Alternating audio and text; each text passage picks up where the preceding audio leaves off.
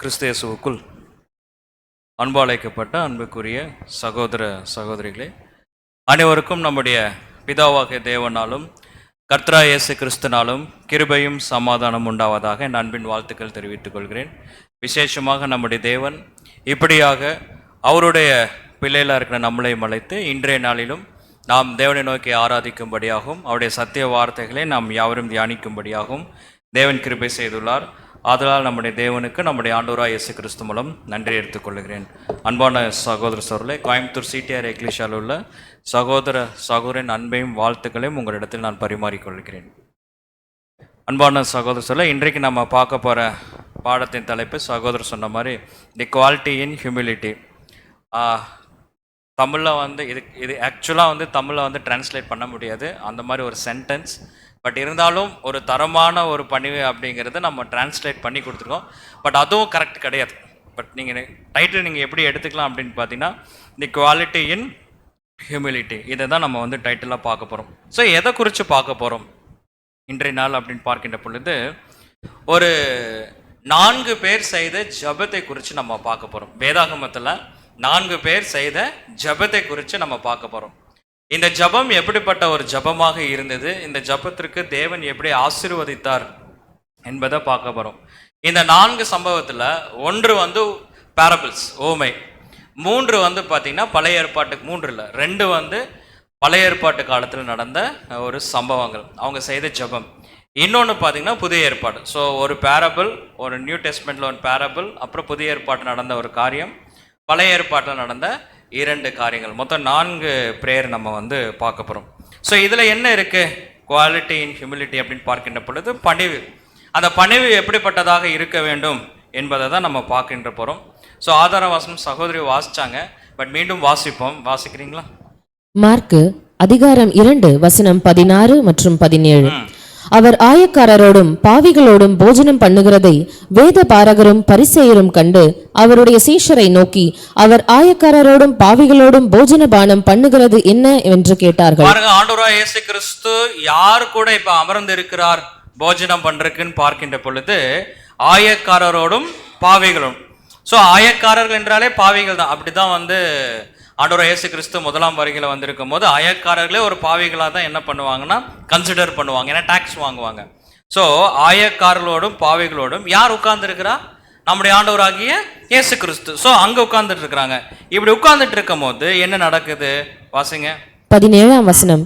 இயேசு அதை கேட்டு, பிணியாளிகளுக்கு வைத்தியன் வேண்டியதே அல்லாமல் சுகமுள்ளவர்களுக்கு வேண்டியதில்லை, நீதிமான்களை அல்ல பாவிகளையே மனம் திரும்புகிறதற்கு அழைக்க வந்தேன் என்றார். ஸோ இப்போ இயேசு கிறிஸ்து கிட்ட ஒரு கொஸ்டின் கேட்குறாங்க. என்ன கேட்குறாங்கன்னா, நீங்க ஏன் பாவிகளோடும் ஆயக்காரரோடும் நீங்க என்ன பண்ணிருக்கிறீங்க, உட்கார்ந்துட்டு இருக்கிறான்னு கொஸ்டின் கேட்குறாங்க.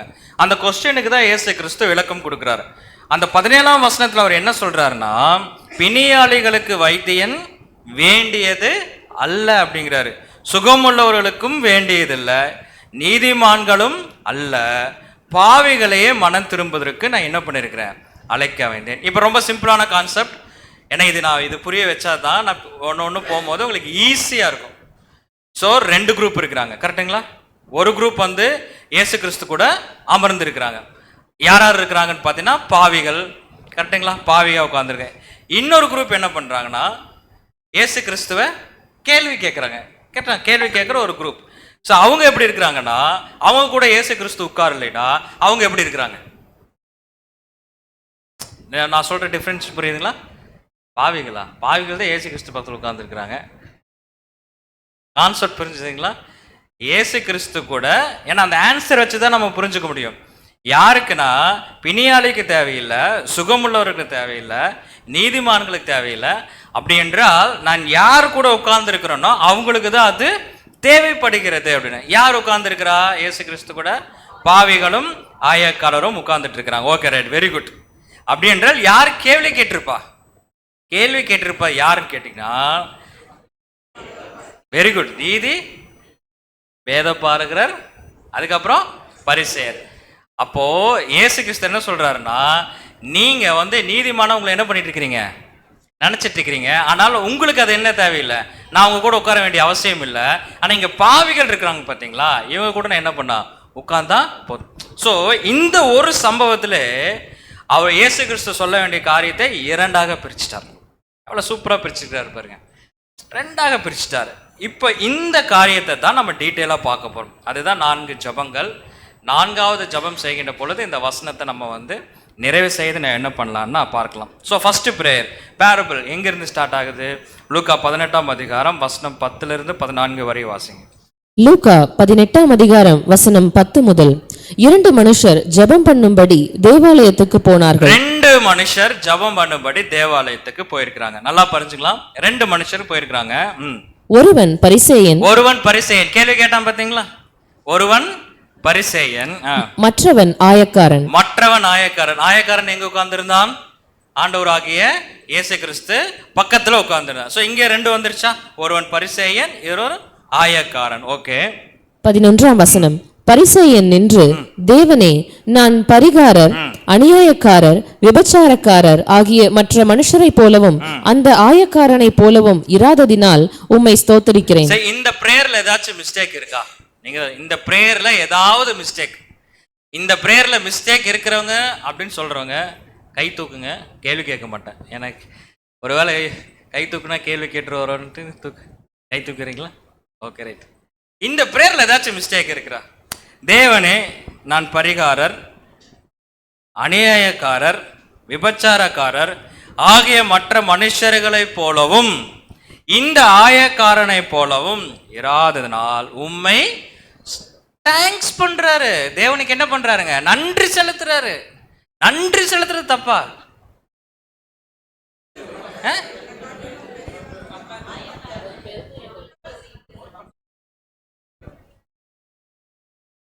என் மேல இரக்கம் பாடுறட்டும்படியாக அன்புடன் கேள்வி. இப்படி ஒரு கும்பலான ஆன்சர் சொன்னா நான் என்ன பண்றது?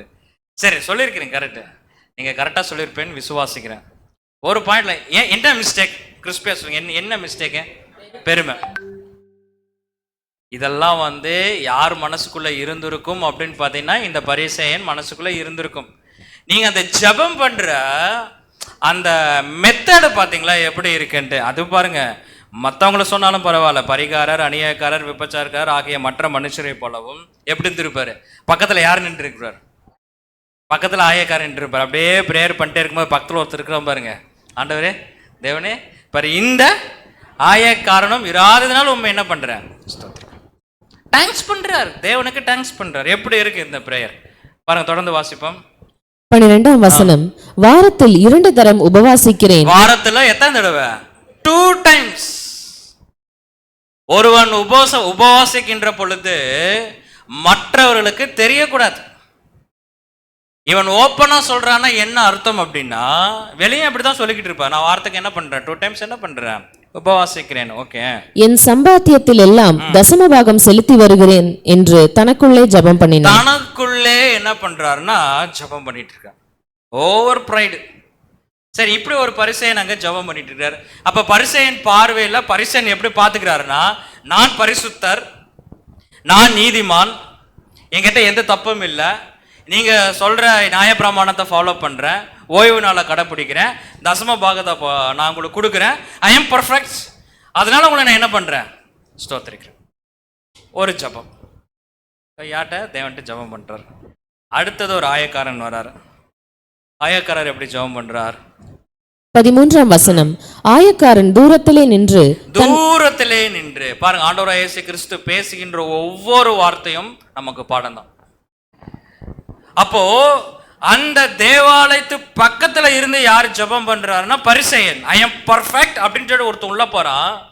ஐ எம் நாட் பர்ஃபெக்ட்னு சொல்லிட்டு உள்ள போறக்கு துணி இல்லாம வெளியே நிக்கிறான். கரெக்டா? வெளியே நிக்கிறான். தூரத்துல நின்று தன் கண்களையும் வானத்துக்கு ஏறெடுக்க துணியாமல், தேவனை பார்ப்பதற்கு மேல தலை தூக்குவதற்கு மனசு இல்ல, அந்த மாதிரி ஒரு தாட்.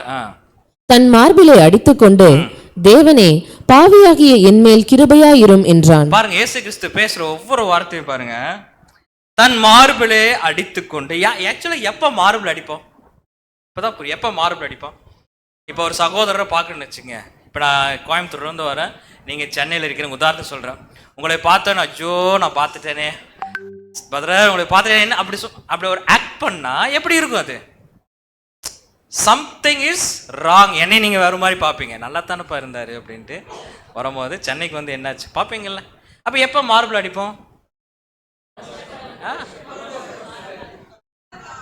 மோஸ்ட் எமோஷன், ரொம்ப துக்கம். ஓகே, நீங்க இந்த சப்ஜெக்ட் படி வாங்க, சப்ஜெக்ட் படி வாங்க. சப்ஜெக்ட் படி யாரு ஏன் எக்ஸ் எக்ஸாக்ட்லி கரெக்ட். ஏன்னா டெத்து வீட்டுக்கு போனாலும் நெஞ்சு நெஞ்சாதான் போட்டு அடிப்பாங்க. அதுக்காக வந்து நம்ம சொல்ல முடியுமா?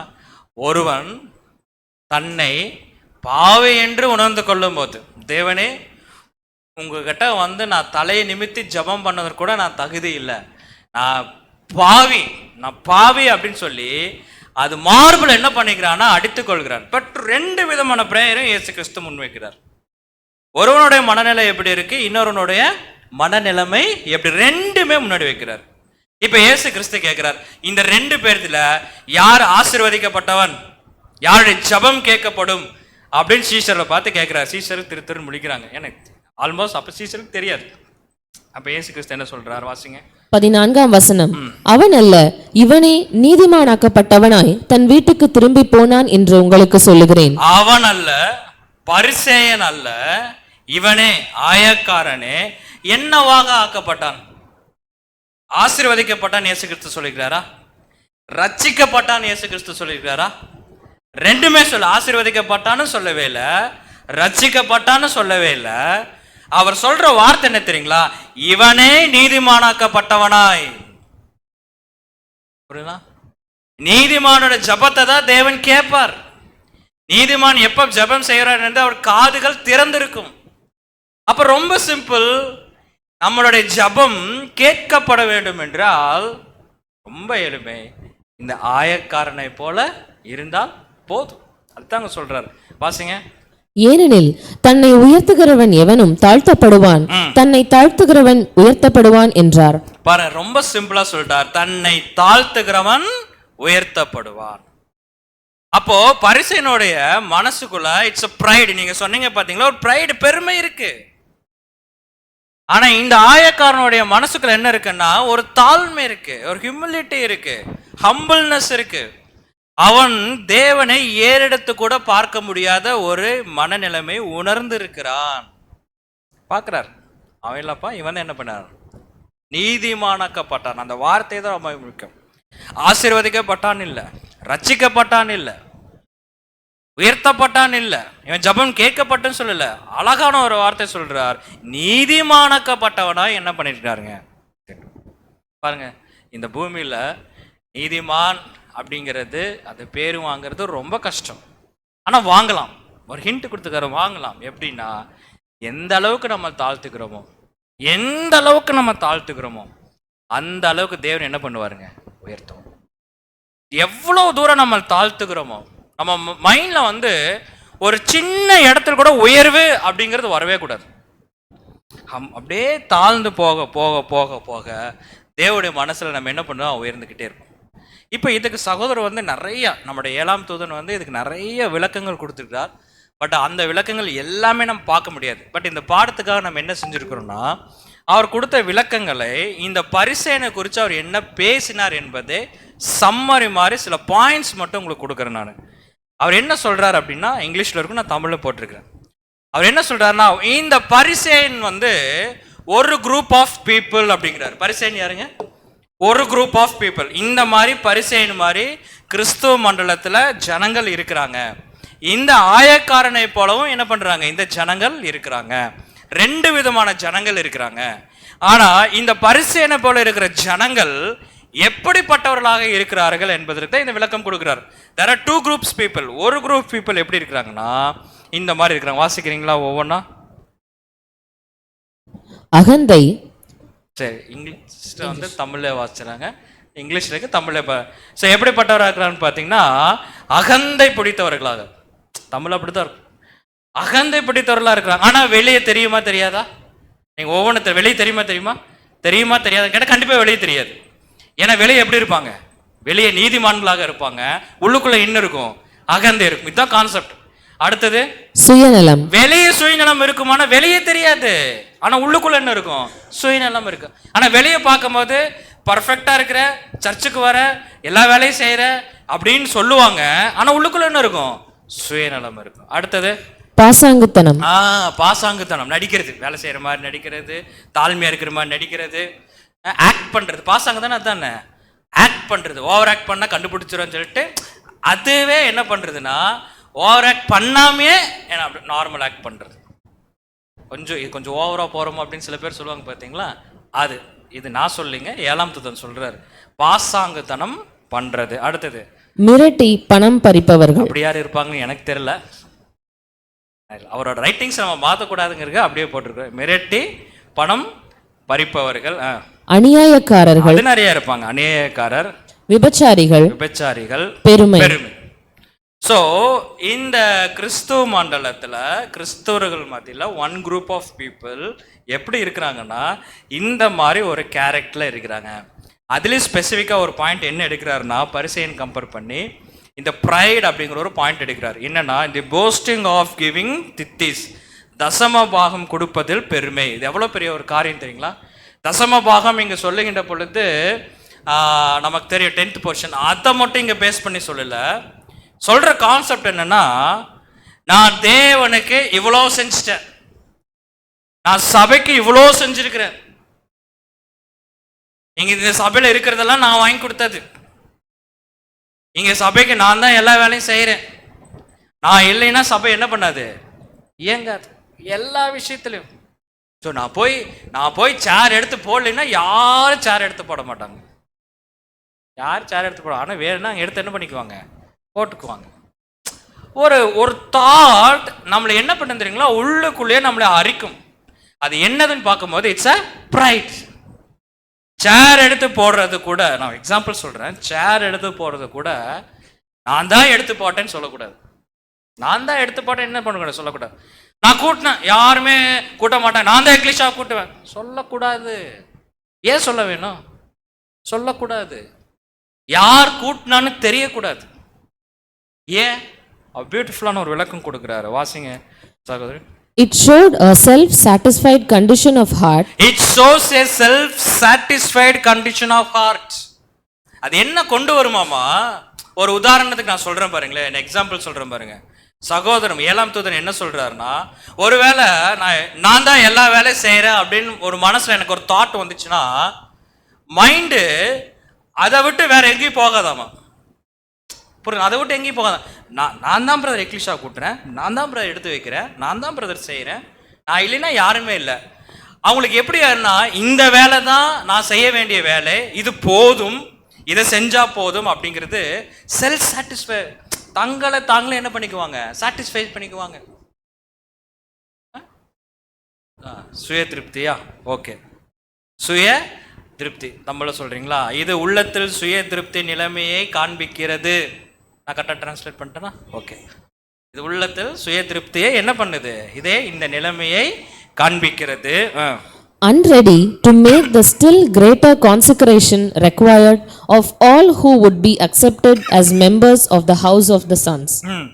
The followers of Jesus who are expected to consecrate their all to the Lord and therefore to act as stewards who will be prepared to give an account of the use of every dollar, every talent, every opportunity. அதாவது என்ன சொல்றேன்னா, ஒருவேளை உங்களுக்கு இந்த சுய திருப்தி ஏற்பட்டுச்சுன்னா, தேவனுடைய பிள்ளைகளா இருக்கிற நீங்க, இயேசுவின் சீஷர்களா இருக்கிற நீங்க மேலான ஆசீர்வாதத்தை நீங்க பெற வேண்டும். ஆனா இந்த சுய திருப்தி உங்களுக்கு மேலான ஆசீர்வாதத்தை என்ன பண்ண முடியாதுன்னா, பெற்றுக்கொள்ளாதபடி இந்த சுய திருப்தி உங்களை என்ன பண்ணிருமாமா, தடுத்துரும், ஸ்டாப் பண்ணிரும் அப்படின்னு சொல்றாரு. அப்ப என்ன ஒரு கான்செப்ட், ஒரு சின்ன பெருமை தேவன் கிட்ட நெருங்கி சேராமல் நம்மளை என்ன பண்ணுதுன்னு பார்த்தீங்கன்னா இங்க தடுக்கிறது, ஸ்டாப் பண்ணுது அப்படிங்கிறாரு. சரிங்களா? அப்ப நம்ம கிட்ட இருக்கிற தாளந்து, அதான் லாஸ்ட் பாயிண்ட் அங்க சொல்றாரு, நம்ம கிட்ட இருக்கிற தாளந்து, அதே மாதிரி பார்த்தீங்கன்னா மணி, சொத்து, இது எல்லாமே எப்படியாக இருக்க வேண்டும், ஊக்கராரக்காரன் ஊமைப்படுத்தும் பார்த்தீங்கன்னா அந்த மாதிரி ஒரு அவனுக்கு உண்மை உள்ளவனாக இருக்கிற போல இங்கே தேவனுக்கு நம்ம உண்மை உள்ளவர்களாக இருந்து செய்ய வேண்டியவர்களாக இருக்கும். ஆனால் அந்த பாயிண்ட் கொடுக்குற செல்ஃப் சாட்டிஸ்ஃபைட் கண்டிஷன் நமக்கு என்ன ஆயிரும், வந்து விடும் அப்படிங்கிறார். சரி ரைட், இது வந்து ஒரு குரூப் ஆஃப் பீப்புள். யாரு? பரிசேயன் போல இருக்கிற குரூப் ஆஃப் பீப்புள். இப்போ யார் நீதிமானாக்கப்பட்டிருக்கான்னு பார்க்கின்ற பொழுது அந்த அநியாயிக்க. சரி, இப்போ நீங்க சொல்லுங்களேன், இந்த அநியாயக்காரருக்குள்ள என்னென்ன கேரக்டர் இருந்திருக்கும்? என்னென்ன கேரக்டர் இருந்திருக்கும்? எதனால அவன் ஜெபம் கேட்கப்பட்டிருக்கும்?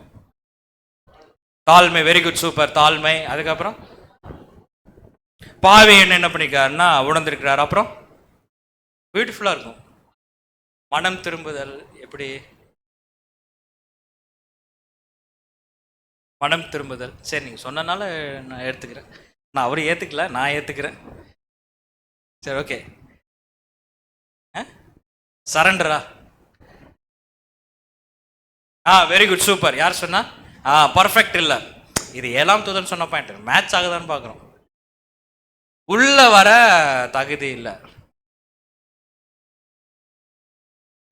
கேரக்டர் நான் கேட்ட குணலட்சணம் கம்ப்ளீட் சப்மிஷன். ஓகே, அதான் சரண்டர்.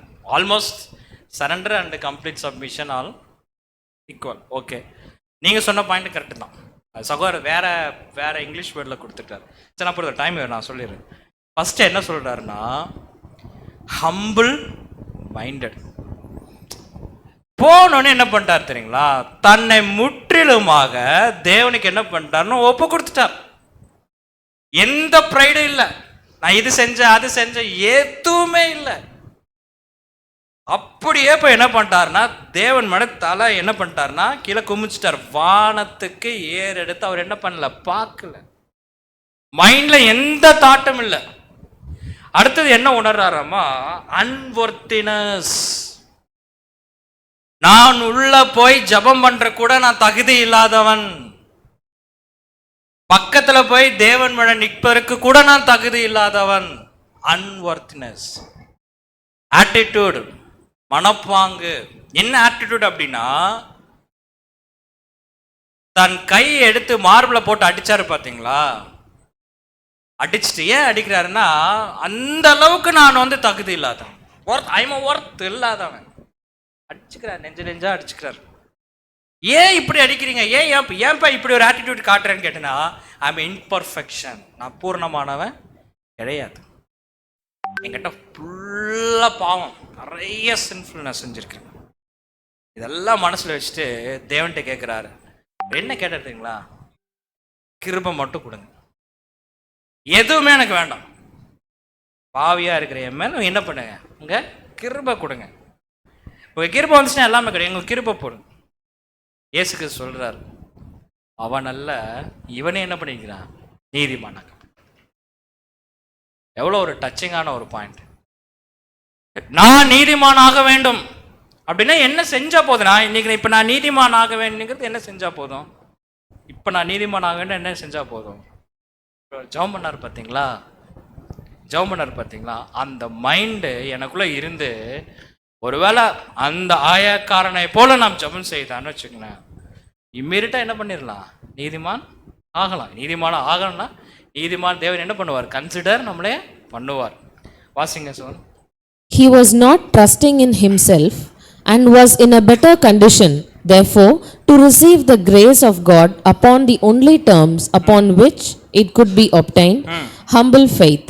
பாருங்க, இது வந்து பரிசேயன் குரூப், இது நம்ம வாசிச்சோம். இது அநியாயக்காரர் கொடுத்து சொல்றாரு. அவன் என்ன பண்றாருன்னா, தம் மேல எந்த நம்பிக்கை வைக்காம, தம் மேல எந்த நம்பிக்கை வைக்கல, எதுவுமே தன் மேல வைக்காம, மேபி அவன் வேலை செஞ்சிருக்கலாம், மேபி அவன் வந்து உதவி செஞ்சிருக்கலாம், தேவனுக்கு பிரியமா நடந்திருக்கலாம், பலிகள் செஞ்சிருக்கலாம், எல்லாமே செஞ்சிருக்கலாம்.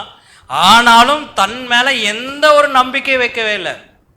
எந்த நம்பிக்கை வைக்காம யார் மேல மட்டும்தான் நம்பிக்கை வச்சான்னு பார்த்தீங்கன்னா, தேவன் மேல மட்டும்தான் நம்பிக்கை வச்சான்.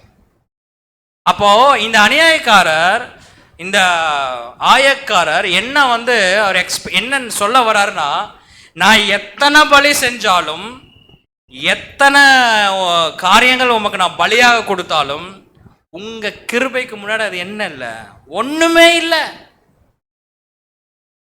முன்னாடி ஒண்ணுமே இல்லை அப்படின்னு சொல்லிட்டு தன்னை அவர் என்ன பண்றான்னு பார்த்தீங்கன்னா தாழ்த்துக்கிறான். வாசிங்க. Our Lord indicates that of the two, this one, outwardly less noble, less moral, was inwardly more acceptable to the Father, justified rather than the Pharisee. And போதும். என்னன்னா தேவன் சொல்றா, நீங்க வெளி தோற்றமாக பார்த்தீர்கள் என்றால், 7ஆம் தூதன் சொல்ற, நீங்க வெளி தோற்றமாக பார்க்கிறதுனா எப்படி இருக்கும்னா, பரிசேயன் உயர்ந்தவன் மாதிரி தெரிவான், இங்க ஆயக்காரன் தாழ்ந்தவன் மாதிரி தெரிவான். It's a outward. ஆனாங்க இன்வர்டா நீங்க பாத்தீங்கன்னா, அதான் சொல்றாரு, இன்வர்ட்லி என்னன்னு பார்க்கணும் பொழுது, இங்க யார் வந்து உண்மை உள்ளவனாக இருக்கிறான் என்றால் இந்த ஆயக்காரன். அதைத்தாங்க சொல்றாரு, ஆயக்காரன். அதான் தேவனின் இயேசு கிறிஸ்து என்ன பண்றா, நாங்க சுட்டி காட்டுகிறார், இவன் தான் உண்மை உள்ளவன், இவன் தான் நீதிமானாக்க பட வேண்டும் அப்படிங்கிறார். ரொம்ப ஒரு எளிமையான. அப்ப பாருங்க, ஒரு ஹம்பிள்னஸுக்கு ஒரு குவாலிட்டி வேணும். நம்மளுடைய ஜபம் தேவனால் என்ன பண்ணுவானுங்க, அங்கீகரிக்கப்பட வேண்டும். அதுக்கு ஜபம் மட்டும் போதாது, ஜபம் செய்யும் போது நம்முடைய சிந்தை எப்படிப்பட்டதாக இருக்குது என்பதை நாம் புரிந்து கொள்ள வேண்டும். வாசிங்க, இந்த 2 குரூப் சொன்னோம் பார்த்தீங்களா, இந்த 2 குரூப்பை சகோதரர் 7ஆம் தூதனே வந்து விளக்கம் கொடுக்கிறார். அந்த 2 குரூப் எப்படி அப்படின்னு வாசிங்க.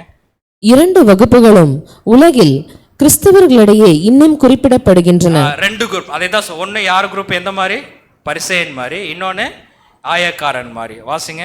சிலர் தங்கள் தேவாலய உறுப்பினர், இரக்கம் மற்றும் பொது ஒழுக்கம், ரட்சிப்பு ஆகியவற்றில் நம்பிக்கை வைத்துள்ளனர். சில பேர் எப்படி இருக்கிறாங்களாமா, இந்த பரிசேயன் மாதிரி. எப்படின்னா சொல்ற பாருங்க, தேவாலய உறுப்பினர். இது எப்படின்னா, நான் இந்த எக்லிஷியால, நான் இந்த சர்ச்சில், நான் வந்து மெம்பர், நான் தான் இங்கே எல்லாமே செய்கிறேன் அப்படிங்கிற ஒரு எண்ணம். எக்லிஷா மெம்பராக இருக்கிறது, வெளி தோற்றத்தின்படி இரக்கம் காட்டுகிறது. வாசிங்க. அப்புறம் பொது ஒழுக்கம், டிசிப்ளினாக இருக்கிறது. என்னதுங்க டிசிப்ளின்? பிரதர் 9 மணிக்கு ஆராதனைனா 8:45 என்ன பண்ணிடுவேன், இது டிசிப்ளின் தானே? ஏன் இவ்வளோ சோகம் திடீர்னு? டிசிப்ளினா இல்லையா? 9 மணிக்கு ஆராதனைனா 8:45 நான் வந்து பர்ஃபெக்டாக நான் வருவேன், பர்ஃபெக்டாக வருவேன்.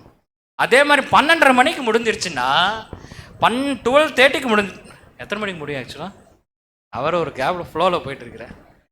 9 to 11:30 வச்சுக்கோமா. 11:30க்கு முடிச்சிட்டேன்னா 11:35 நான் என்ன பண்ணிடுவேன் பிரதர், கிளம்பிடுவேன். பர்ஃபெக்டாக இருப்பேன். பார்க்குறக்கு எப்படி இருக்கும்? சகோதரர் கரெக்டாக வருவாருங்க, முடிஞ்சோன்னே என்ன பண்ணிடுவாருங்க, கரெக்டாக போயிடுவாருங்க. பர்ஃபெக்டாக இருக்கு. ஏதாச்சும் யூஸ் இருக்கா? நான் சொல்ல, நீங்கள் தான் சொன்னீங்க யூஸ் இல்லைன்னு. Okay right. டிசிப்ளின், எல்லாத்துலேயுமே டிசிப்ளின். உட்காரும் போது ஒரு டிசிப்ளின் பார்த்துருப்பீங்களா, பைபிள் படிக்கும் போது ஒரு டிசிப்ளின். அப்புறம் பைபிளை வேகமாக சரசரன்னா கோவம் வந்துடும், பார்த்து கிழிஞ்சு போயிடும் அப்படிம்பாங்க. சொல்கிறேன், அதை ஹேண்டில் பண்ணுறதுல ஒரு டிசிப்ளின்.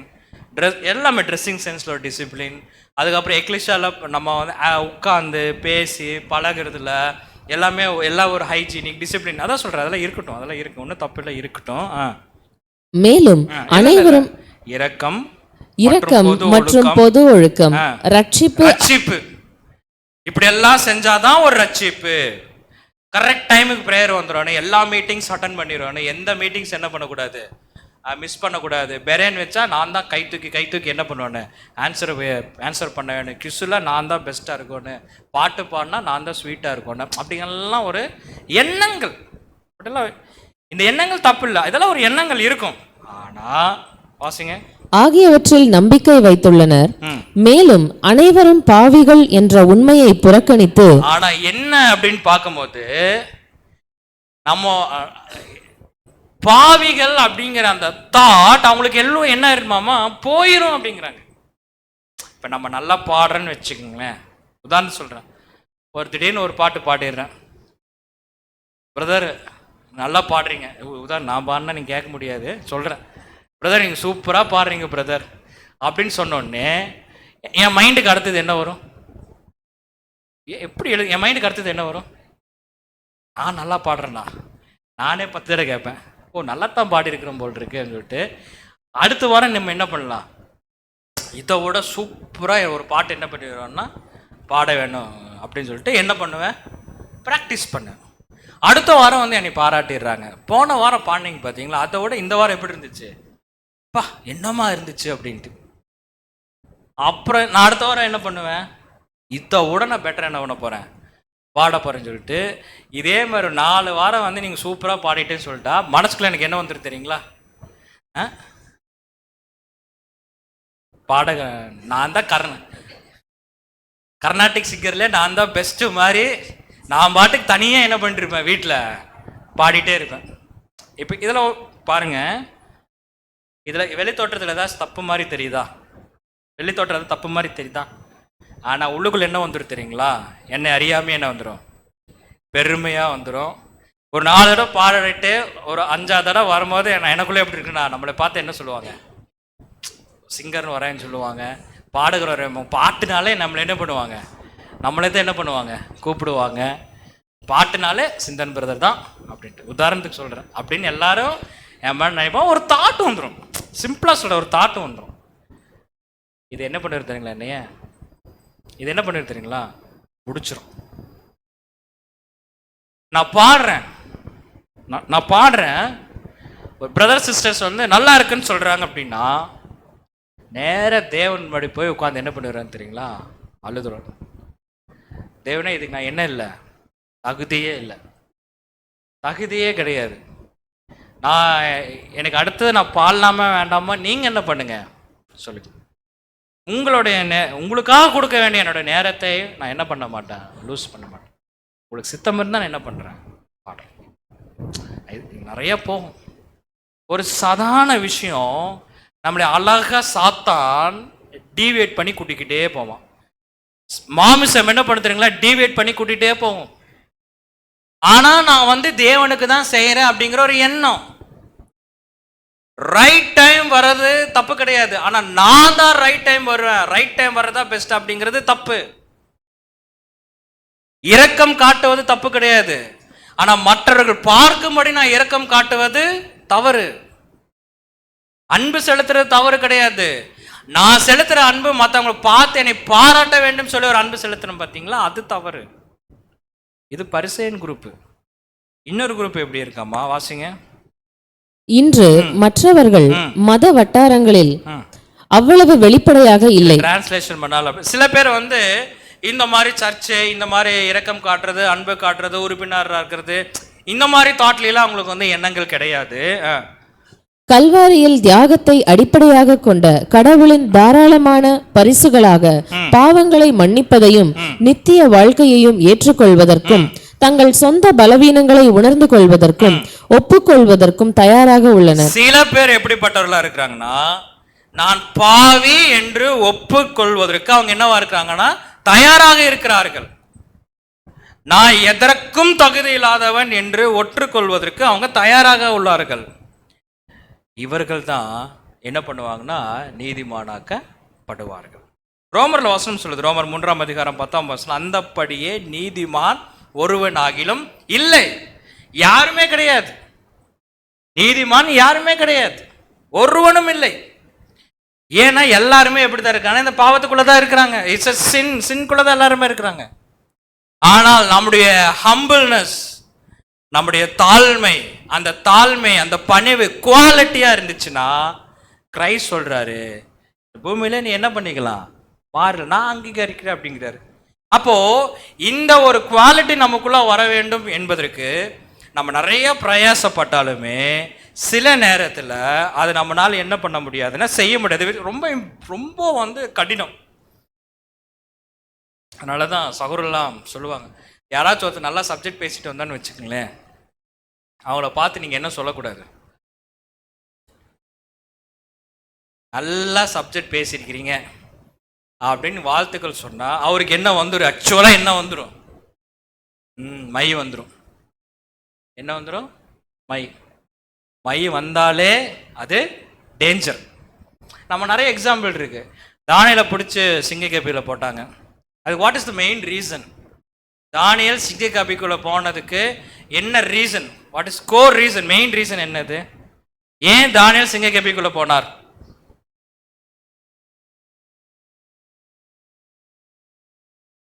தேவனிடம் போனாரா? சிங்க கபிக்குள்ள தானியல் போனார்ல, ஏன் போனார்? நிறைய ரீசன் இருந்தாலுமே காரணம் என்ன? எந்த காரணத்தினால அவர் உள்ள போனார்?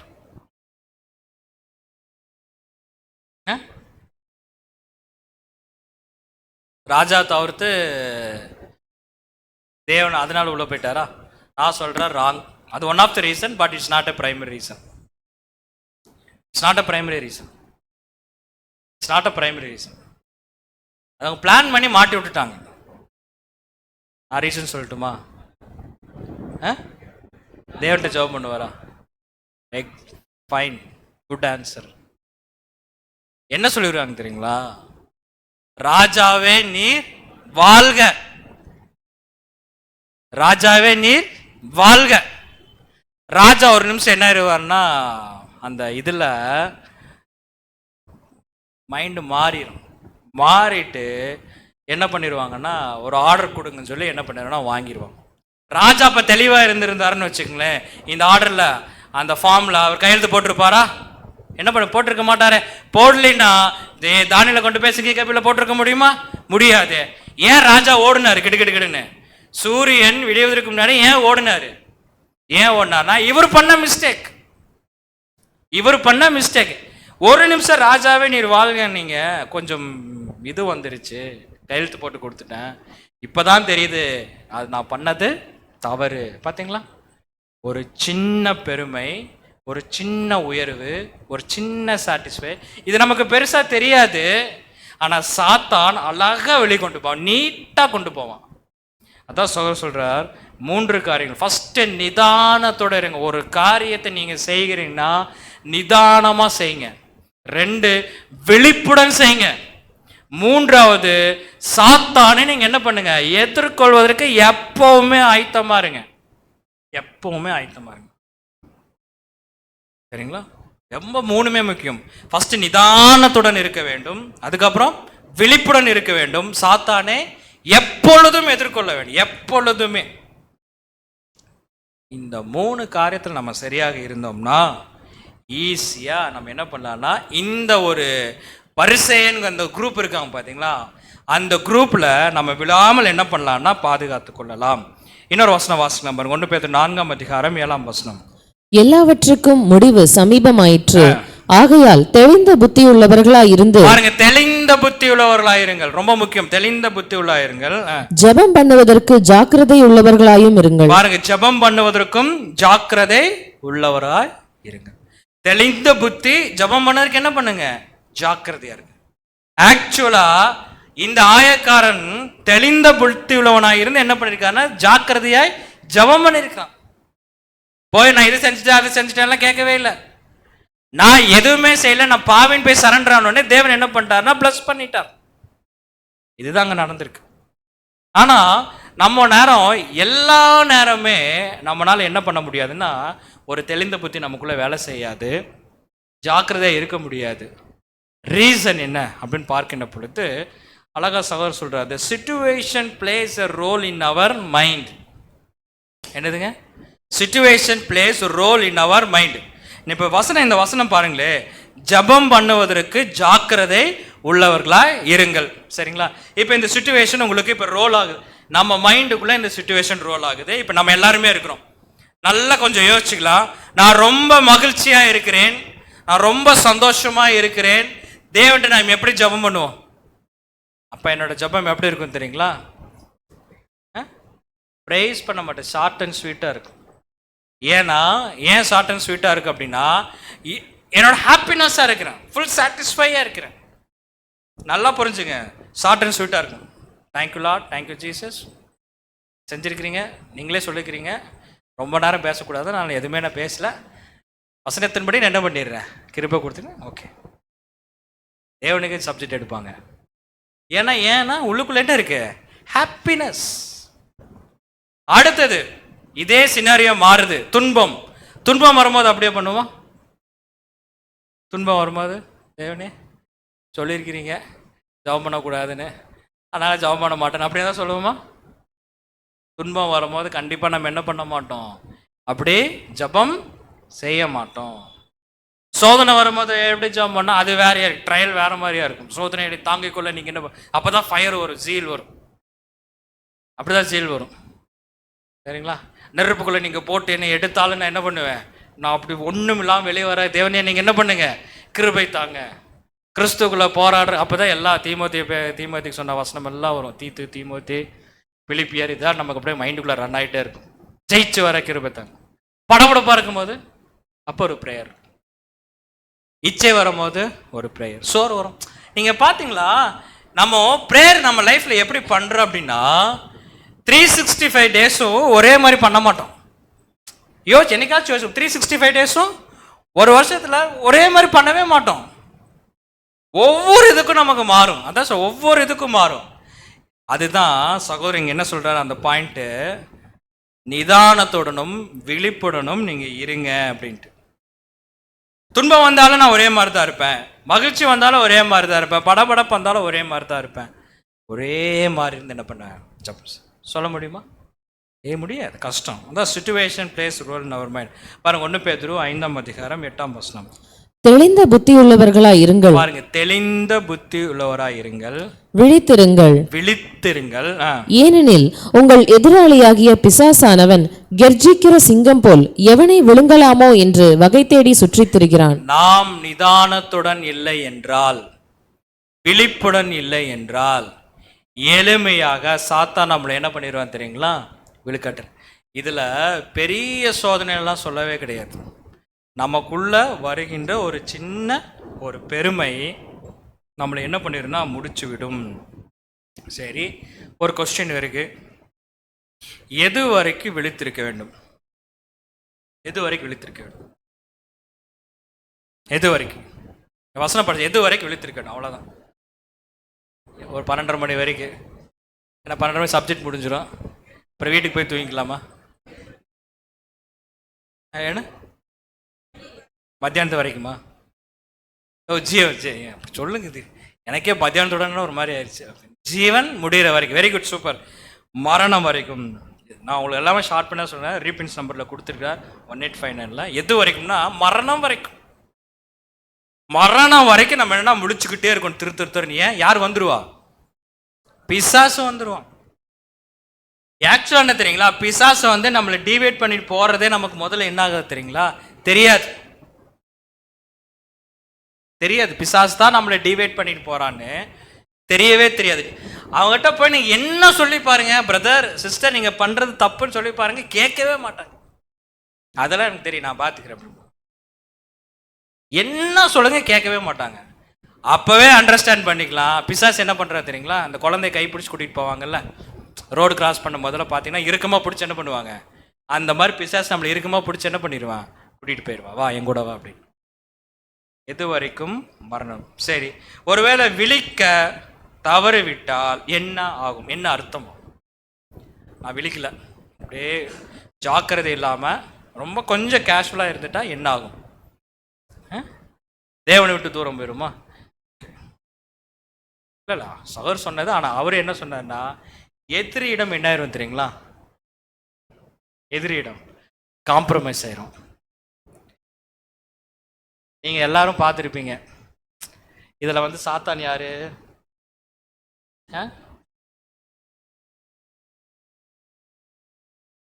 இதுல யார் சாத்தான்? வேல் வச்சிருக்கிறவன். இப்பதான் சொன்ன விழித்திருங்க அப்படின்ட்டு. சரிங்களா? இப்பதான் என்ன சொன்னேன் நான்? விழித்திருங்கன்னு சொன்னேன் நான். என்னன்னா இதுதான் மைண்டு. நம்ம பார்த்தோன்னே வேலும் வாழ வச்சிருக்கிறோம் சாத்தான் அப்படின்னு நினச்சிக்குவோம். ஏன்னா அப்படியே சொல்லி நம்மளை என்ன பண்ணிட்டாங்க, பழகிட்டாங்க. ஆக்சுவலாக நம்ம தான் இது. கோவப்படும் போது நீ கன்னடில் போய் நின்று பாருங்க, பெருமை வரும்போது போய் கன்னடில் நின்று பாருங்க, சரிங்களா? இச்சை வரும்போது போய் கன்னடில் நின்று பாருங்க. நான் தான் எல்லா வேலையும் செய்கிறேன்னு நினச்சிட்டு போய் கன்னடில் பாருங்க, நமக்கு தான் பெரிய வாழ் இருக்கும். என்றைக்குமே சாத்தான் வந்து ரொம்ப டீசெண்டாக, அழகாக, பர்ஃபெக்டாக, பியூட்டிஃபுல்லாக இருப்பான். பேசிக் சப்ஜெக்டில் என்ன பண்ணியிருக்கிறோம், பார்த்துருக்குறோம், சரிங்களா? அதனால் எப்போவுமே என்ன பண்ணுவான்னு விழித்திருக்கணும். ஃபோட்டோ பார்த்து கூட நீங்கள் என்ன பண்ணிடாதீங்க, தப்பிடாதீங்க. ரோமர் 12ஆம் அதிகாரம் 3ஆம் வசனம். அல்லாமலும் எனக்கு அருளப்பட்ட கிருபையினாலே நான் சொல்லுகிறதாவது, உங்களில் எவனானாலும் தன்னை குறித்து என்ன வேண்டியதற்கு மிஞ்சி எண்ணாமல். பாருங்க, இதுதான் நான் முன்னாடியே அப்போஸ்தலனாகிய பவுல் ரோமருக்கு எழும்போது என்ன எழுதுறாருன்னு பாருங்க. அதாவது எவனாகிலும், அந்த பாயிண்ட் பாருங்க, எவனாகிலும் தன்னை குறித்து என்ன வேண்டியதற்கு மிஞ்சி எண்ணாமல். என்ன வேண்டியதற்கு மிஞ்சி. பவுல்கிட்ட கேட்டா நீங்க அப்போஸ்தலர் எப்படிப்பட்டவர்? ஆக்சுவலா அதிக நிருபம் எழுதுனது யாரு? அப்போஸ்தலனாகிய பவுல்.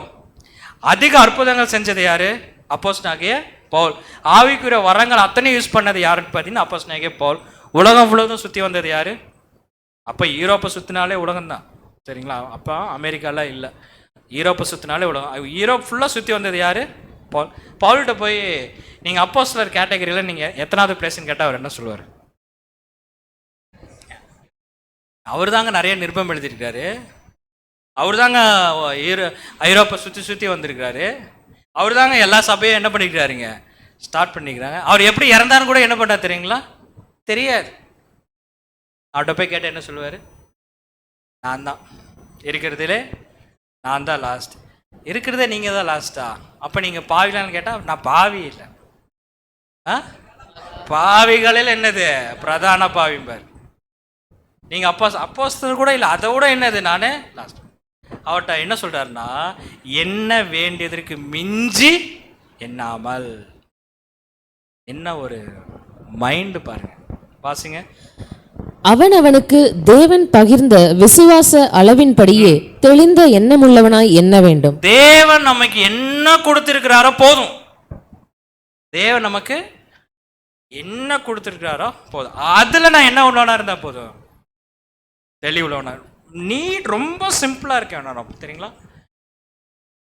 முதல்ல நம்ம யார் கூட கம்பேரிஷன் பண்றது, மற்றவங்களை செயலை பார்த்து நம்ம ஏக்கம் அடைவது, இந்த மாதிரிலாம் நம்ம என்ன பண்ணக்கூடாது தெரியுங்களா? செய்யக்கூடாது.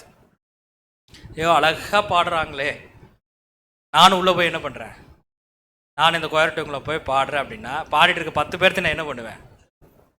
10 பேர்த்து நான் என்ன பண்ணுவேன்? கெடுத்துருவேன். எனக்கு வரல அப்படின்னா நான் பேசாமல் போய் என்ன பண்ணிக்கோன்னா அவங்களுக்கு ஏதாச்சும் ஹெல்ப் பண்ணால் இப்படி பின்னாடி உட்காந்து என்ன பண்ணிக்கலாம், கை தட்டிட்டு போயிடலாம்.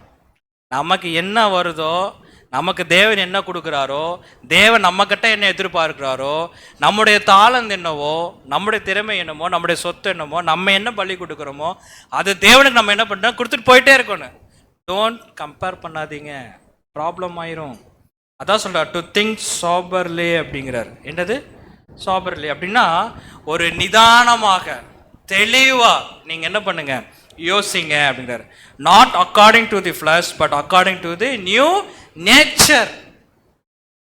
நியூ நேச்சர், தெளிந்த எண்ணம் உள்ளவனாய் என்ன வேண்டும். பரிசேயன் குரூப்பு ஒன்று வந்து ஆயக்காரன் குரூப். தெளிவா யார் இருந்தான்னு பார்த்தீங்கன்னு வச்சுங்களேன், பரிசேயன் இல்லை, ஆயக்காரன். பரிசேயன் தெளிவா இருந்தான் எப்படின்னா வெளித்தோற்றத்தில், வெளித்தோட்டம் only in outwards not in inwards. இவன் தெளிவா இருந்தான் எப்படின்னா not in outwards only in inwards. நீங்க ஃபாண்ட் மிஸ்டேக் வரல, அடுத்த ஸ்லைடில் லேப்டாப் மாற்றணும்ல அதனால. அப்போ சரிங்க பிரதர், ஓகே நாங்கள் ஆயக்காரன் மாதிரி இருக்கிறோம். அப்படி ஆயக்காரன் மாதிரி இருக்க வேண்டும் என்றால் எப்படி இருந்தால் ஆயக்காரன் மாதிரி இருக்கலாம்? கரெக்டாக எப்படி இருந்தால் ஆயக்காரன் மாதிரி இருக்கலாம்? அதான் அடுத்த பாயிண்ட் அவர் சொல்றாரு. எப்படி இருந்தால் ஆயக்காரன் மாதிரி இருக்கலாம்? உங்களுக்கு ஏதாச்சும் யோசனை வருதா? ஒரு ஆயக்காரன் மாதிரி இருக்க வேண்டும். இன்வர்டில் வந்து தூய்மையாக இருக்க வேண்டும், இன்வர்டில் உண்மையாக இருக்க வேண்டும். அப்படிங்கிறத எப்படி இருந்தால் நம்ம இருக்கலாம்? தண்ணி குடிக்கிறது தான் டைம்.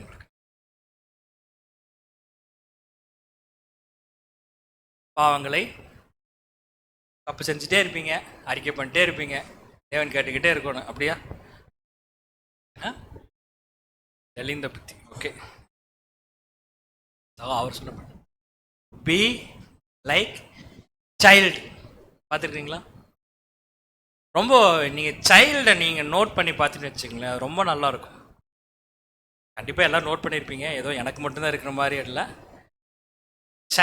அதோடைய திடீர்னு ஒரு சைல்டு என்ன பண்ணிடுன்னா அப்பா மேலே அம்மா மேலே என்ன பண்ணிடுன்னா கோச்சும், ஹார்ஸாக பேசும். போங்க டாடி, உங்களுக்கு வந்து தெரியாது, போங்க மாமி, இப்படி தான் செய்வேன்னு கோச்சுக்கும். கொஞ்ச நேரத்தில் பசி வந்துச்சுன்னு வச்சுக்கோங்களேன், அம்மா காலேஜ் பூனைக்குட்டி மாதிரி சுற்றிட்டே வரும். ஏதாச்சும் நீடு வேணும்னு வச்சுங்களேன், தேவை வேணும்னு வச்சுங்களேன், அப்பாவையே சுற்றி சுற்றி வரும். அதே வந்து ஏதாச்சும் கீழே விழுந்துருச்சுன்னு வச்சு திட்டிட்டு போயிடும். அவனோட ஹார்ஸாக பேசிட்டு போயிடும். எங்கேயாச்சும் போய் டக்குன்னு கீழே விழுந்துருச்சுன்னு வச்சுங்களேன், நேர கிடுக்கிடுக்கிடுன்ட்டு அம்மா அம்மா அம்மா அம்மான்னு ஓடி வரும். அது சைல்டு. நீங்கள் புரிய, அது என்னது? சைல்டு. அதுதான் குழந்தை. ஏழாம் தூதர் என்ன சொல்றாருன்னா, நம்ம அப்பா கிட்டையும் அப்படி தாங்க இருக்க வேணும். நம்ம அப்பா கிட்டையும் அப்படிதான் இருக்கணும். அம்மா கிட்ட அது அந்த குழந்தை ஏங்கி அம்மாட்ட போனாதான் அம்மா நமக்கு எதாவது செய்வாங்க, அம்மா தான் நம்மளை இது பண்ணுவாங்க. அப்படி கீழே விழுகும் போது அம்மான்ட்டு விழுகும். ஏன் இந்த தாட்? ஏன் என்னன்னா, அந்த குழந்தை என்னதான் வந்து ஹார்ஷாக பேசினாலும் எதிர்த்து பேசினாலும் என்ன பண்ணாலும் அது மைண்டுக்குள்ளே ஊறிடுச்சு. நமக்கு வந்து அம்மா அப்பா தான் ஊறிடுச்சு. அப்படிங்கும்போது பேரண்ட்ஸ் கூட என்ன பண்ணுவாங்க தெரியுங்களா, அவுட்வேர்டை பார்க்க மாட்டாங்க. இவன் இப்படி தாங்க இப்படி திட்டுவான் அப்படிம்பாங்க. ஆனால் காலையில் பையன் திட்டிட்டு போயிருப்பாங்க. காலையில் சன் வந்து திட்டிட்டு போயிருப்பாங்க. திட்டிட்டு வர வரைக்கும் பேரண்ட்ஸ் வெயிட் பண்ணிட்டு இருப்பாங்க. இவன் இப்படி தாங்க ஏதோ கோத்தில் பேசிட்டு போகிறான், இப்படி தான் பேசுவான். ஆனால் வரும்போது பாவம் பசியோடு வருவான், அம்மான்ட்டு வருவான். அவனுக்காக என்ன பண்ணிருக்கிறேன், வெயிட் பண்ணுறேன். லவ். தேவன் இப்படி தான் ஒவ்வொரு நாளும் நமக்கு என்ன பண்ணுறாரு தெரியுங்களா, வெயிட் பண்ணுறார். நம்முடைய துர்க்குணம் எப்படிப்பட்டதாக இருக்க வேண்டும் என்றால் தெரியுங்களா, ஒரு குழந்தையை போல இருக்க வேண்டும். அதை வந்து அந்த துர்க்குணம் மெச்சூராக விடக்கூடாது. நான் சொல்றது எப்படின்னா, நம்மளுடைய துர்க்குணம் மெச்சூராக விடக்கூடாது. நம்மளுடைய துர்க்குணம் எப்பவும் குழந்தை மாதிரி இருந்துச்சுன்னா ஈஸியாக தேவன் என்ன பண்ணிருக்கீங்கன்னா சால்வ் பண்ணிடுவார். மெச்சூர் ஆயிடுச்சுன்னா ப்ராப்ளம். பாருங்க, 1 கொரிந்தியர் 13:11. நான் குழந்தையாய் இருந்தபோது குழந்தையைப் போல பேசினேன், குழந்தையைப் போல சிந்தித்தேன், குழந்தையைப் போல யோசித்தேன். நான் புருஷனான போதோ குழந்தைக்கேற்றவைகளை ஒழித்து விட்டேன். நான் புருஷனான போதோ குழந்தைக்கேற்றவைகளை ஒழித்து. தெளிவான புத்தி. இங்க என்ன சொல்றாருன்னா, தெளிவான புத்தி, தெளிவான சிந்தனை. இது எனக்கு வர வர வர வர குழந்தைத்தனமான காரியத்தை நான் என்ன பண்ணிட்டேன்னா ஒதுக்கிட்டேன். நான் சொல்ற ட்ரூத்ல அதே 1 கொரிந்தியர் 14:20 என்ன சொல்றார் அவரு, சகோதரரே, நீங்கள் புத்தியிலே குழந்தைகளாய் இராதேயுங்கள். நம்ம வளர்ந்துட்டோம். நம்ம என்ன பண்ணிட்டோம், அதான் வசனம் படிச்சோம்ல 1 கொரிந்தியர் 13:11 வளர்ந்துட்டோம். எப்படி புருஷனா என்ன பண்ணிட்டோம், வளர்ந்துட்டோம், புத்தியில வளர்ந்துட்டோம். துர்குணத்திலே குழந்தைகளாயும். ஆனா துர்குணத்துல என்ன வாருங்க, துர்குணத்துல என்ன இருங்க, குழந்தைகளாயிருங்க. புத்தியிலோ தேறினவர்களாயும் இருங்கள். புத்தியிலோ தேறினவர்களாய் இருங்கள். ஏன் துர்குணத்துல குழந்தைகள் அப்படின்னா, ஒரு குழந்தை அவ்வளோ சீக்கிரம் தப்பு பண்ணாது தெரியுங்களா. தப்பு பண்றதுக்கு அது என்ன பண்ண தெரியுங்களா, யோசிக்கும். இன்னொரு விஷயம் என்ன தெரியுங்களா, குழந்தை தப்பு செஞ்சுன்னா ஈஸியாக என்ன பண்ணிடலாம், ஏன் கண்டுபிடிச்சிடலாம். ஏன் குழந்தை தப்பு செஞ்சா மட்டும் ஈஸியாக கண்டுபிடிச்சிடுறோம். சில ஃபாதர் சொல்லுவாங்க, என்ன இப்படி பண்ண, நான் உனக்கு அப்பேன், நீ என்னைய திருட்டியா, நீ மறைச்சு வைக்கிற, நான் இதோட நான் என்ன பண்ணியிருக்கிறேன், அந்த எண்ணத்தில் நான் சொல்லலை. பார்த்துருக்கீங்களா, ஐ எம் யுவர் ஃபாதர் அப்படிப்பாங்க. நீ தப்பு பண்ணிட்டியா, ஐ எம் யுவர் ஃபாதர் அப்படின்னு என்ன அர்த்தம், நான் அதான் நான் பண்ணாதோட நீ பண்ணிட்டியா அப்படிங்கிற அந்த எண்ணத்தில் நான் கேட்கல. நான் என்ன கேட்குறேன் அப்படின்னா, ஒரு குழந்தை தவறு செஞ்சால் ஈஸியாக கண்டுபிடிச்சிடலாம். ஏன் ஈஸியாக கண்டுபிடிக்கணும், அவ்வளோதான். மறைக்க தெரியாதுன்ட்டு இல்லை,